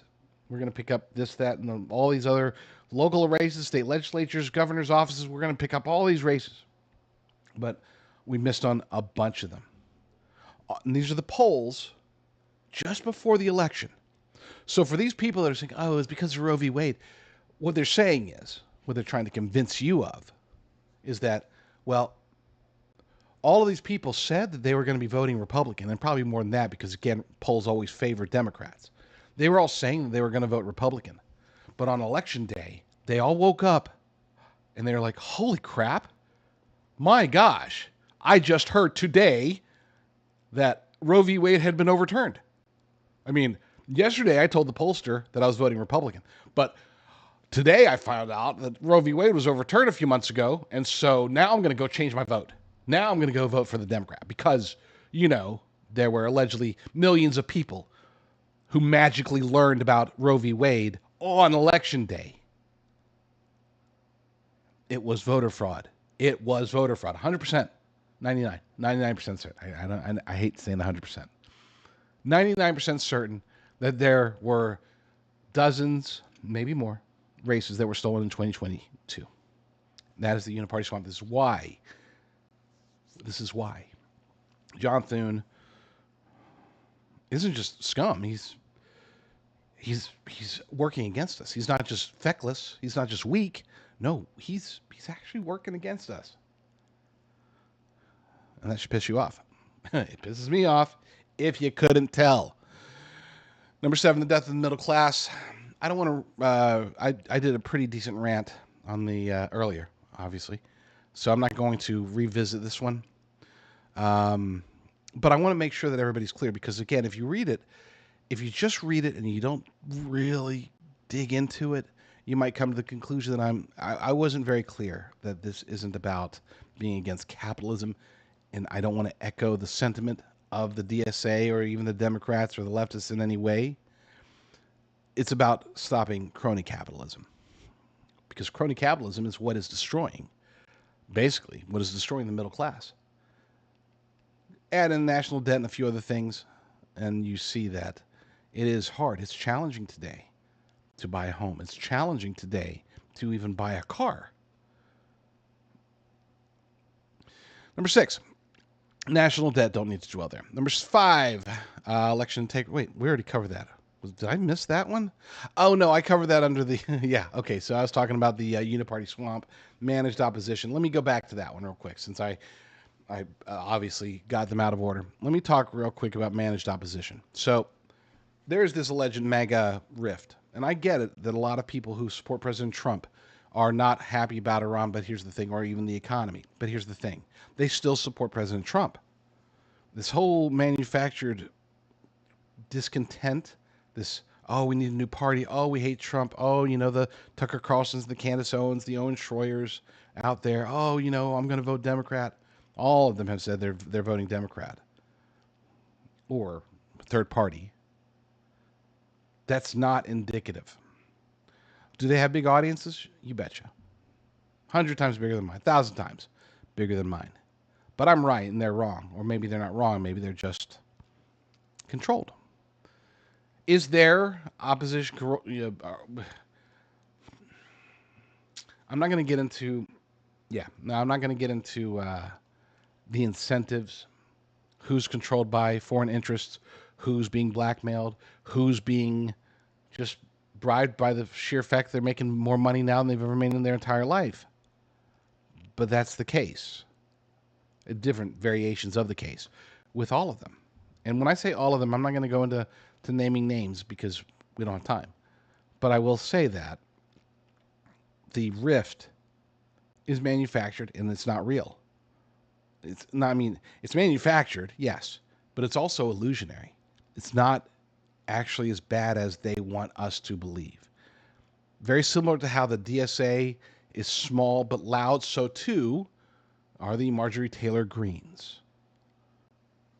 And when I say it's manufactured, they often point to, for example, the Quincy Institute. Okay, the Quincy Institute is apparently it's the ideological guidelines for. I mean, Joe Kent writes there.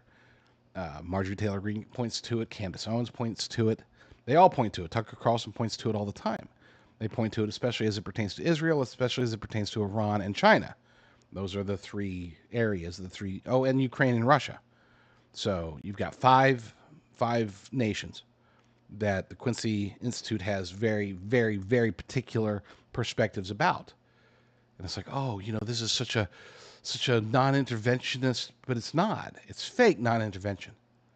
People are like, but it's the Koch Foundation that is driving it. It's like, that's one of the drivers. Yeah, that's true. But what about the others? It's like, I don't think there's any others. No, there are. There are others. The number one contribution, the number one donation to it is through open societies. Yes, that's George Soros. You look at Dropsite News. Oh, Dropsite News, they're truth tellers. That's the new MAGA media. The new right. It was launched and funded by George Soros.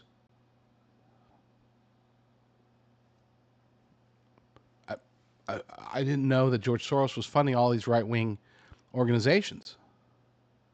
But they never tell you that. Now, it's public. I mean, I'm not making this up. This isn't conspiracy theory. This is full-blown. You can go look it up on their website. Okay? Quincy Institute's not just Soros, by the way. Let's see. Rockefeller Foundation, Ford Foundation, donated, contributed heavily. Isn't that weird? For this to be the new right, it's funded by the radical left, the globalist left. Call me crazy, but I ain't buying it. I am crazy, but I'm still not buying it. Cover that one. AI. I've done like 8 shows now in the last 2 months about AI. I'll do number 9 probably next week. So stay tuned. I love talking about AI because it is so damn dangerous. Number 3, Collapse of the Family. You guys get that one. I don't need to dwell on that one either. Dechurching of America. So I'm not going to get to that one either. Not necessary. I think we covered it. I'm so used to, okay, so I finish the show and then I'll go and I'll do the rest of the J.D. Rucker show for an hour and a half, 2 hours. I don't have to, because I think that we were actually able to get to all 30 thoroughly. So I'm going to turn it over to the audience, and I'm going to scroll up, make sure there's no at FFNs. While I'm doing that, there were none that I saw, and if there were, then I missed it. So please at FFN me again. That's Father Fears Nobody. Nobody. Father Fears Nobody. At FFN, and I will answer your questions about this, about anything. It's Ask Me Anything Friday. We used to do that quite a bit. Let's return to that just for the last portions of the show. In the meantime, I am going to check the news while you guys come up with any questions, see if anything is happening out there, because Slain CEO's widow looked on as Luigi Mangione confessed to killing her husband. So apparently, the guy who's on camera killing the CEO of United Healthcare, he has confessed to killing him, which I don't see. I mean, it's literally on camera, so I don't see how he could have gotten around that anyway. Let's see what else. White House, Psaki, nothing there. I'm checking Fox News, nothing. NFL coach gets taken out by a player. Ouch, that looks painful. Defense drops unverified murder weapon bombshell. I don't even know what trial that is. Oh, the Murdoch one. I don't. Not too worried about that. Doesn't look like there's anything happening there. Let me check a couple other news sources, and then I will get back to your questions. Luka Doncic scores big in breakup battle as snarky attorney exchanged exposed. Okay. So, in other words, no news there. See the New York Post. That's California Post. Let's check New York Post. There's more about Mangiani. Okay. I think we got the only news is Candace Owens, which is sad. Okay. I'll start from the bottom. I'll work my way back up. I am Sam asked, is AI the Antichrist? Okay, that's great. Might as well start with an easy one, right? Is it the Antichrist? It's hard to tell. We do know, I would say, with about an 85 to 90% certainty, that AI is going to play a role. Is it going to be the official manifestation of the Antichrist? Is it going to be, because they talk about the projection of an image and you know, give it, breathe life into it, give it life, give it the power of the beast. So yeah, it's definitely possible that it could be the first beast or the image of the beast. Possible, likely, I would say, that it's going to play some role either in projecting the beast or being the beast. I think the false prophet is going to be a false variation of Jesus, by the way, obviously. Let's see, what else? Okay, I'll start scrolling back up and work my way down. Let's see. Rosebud.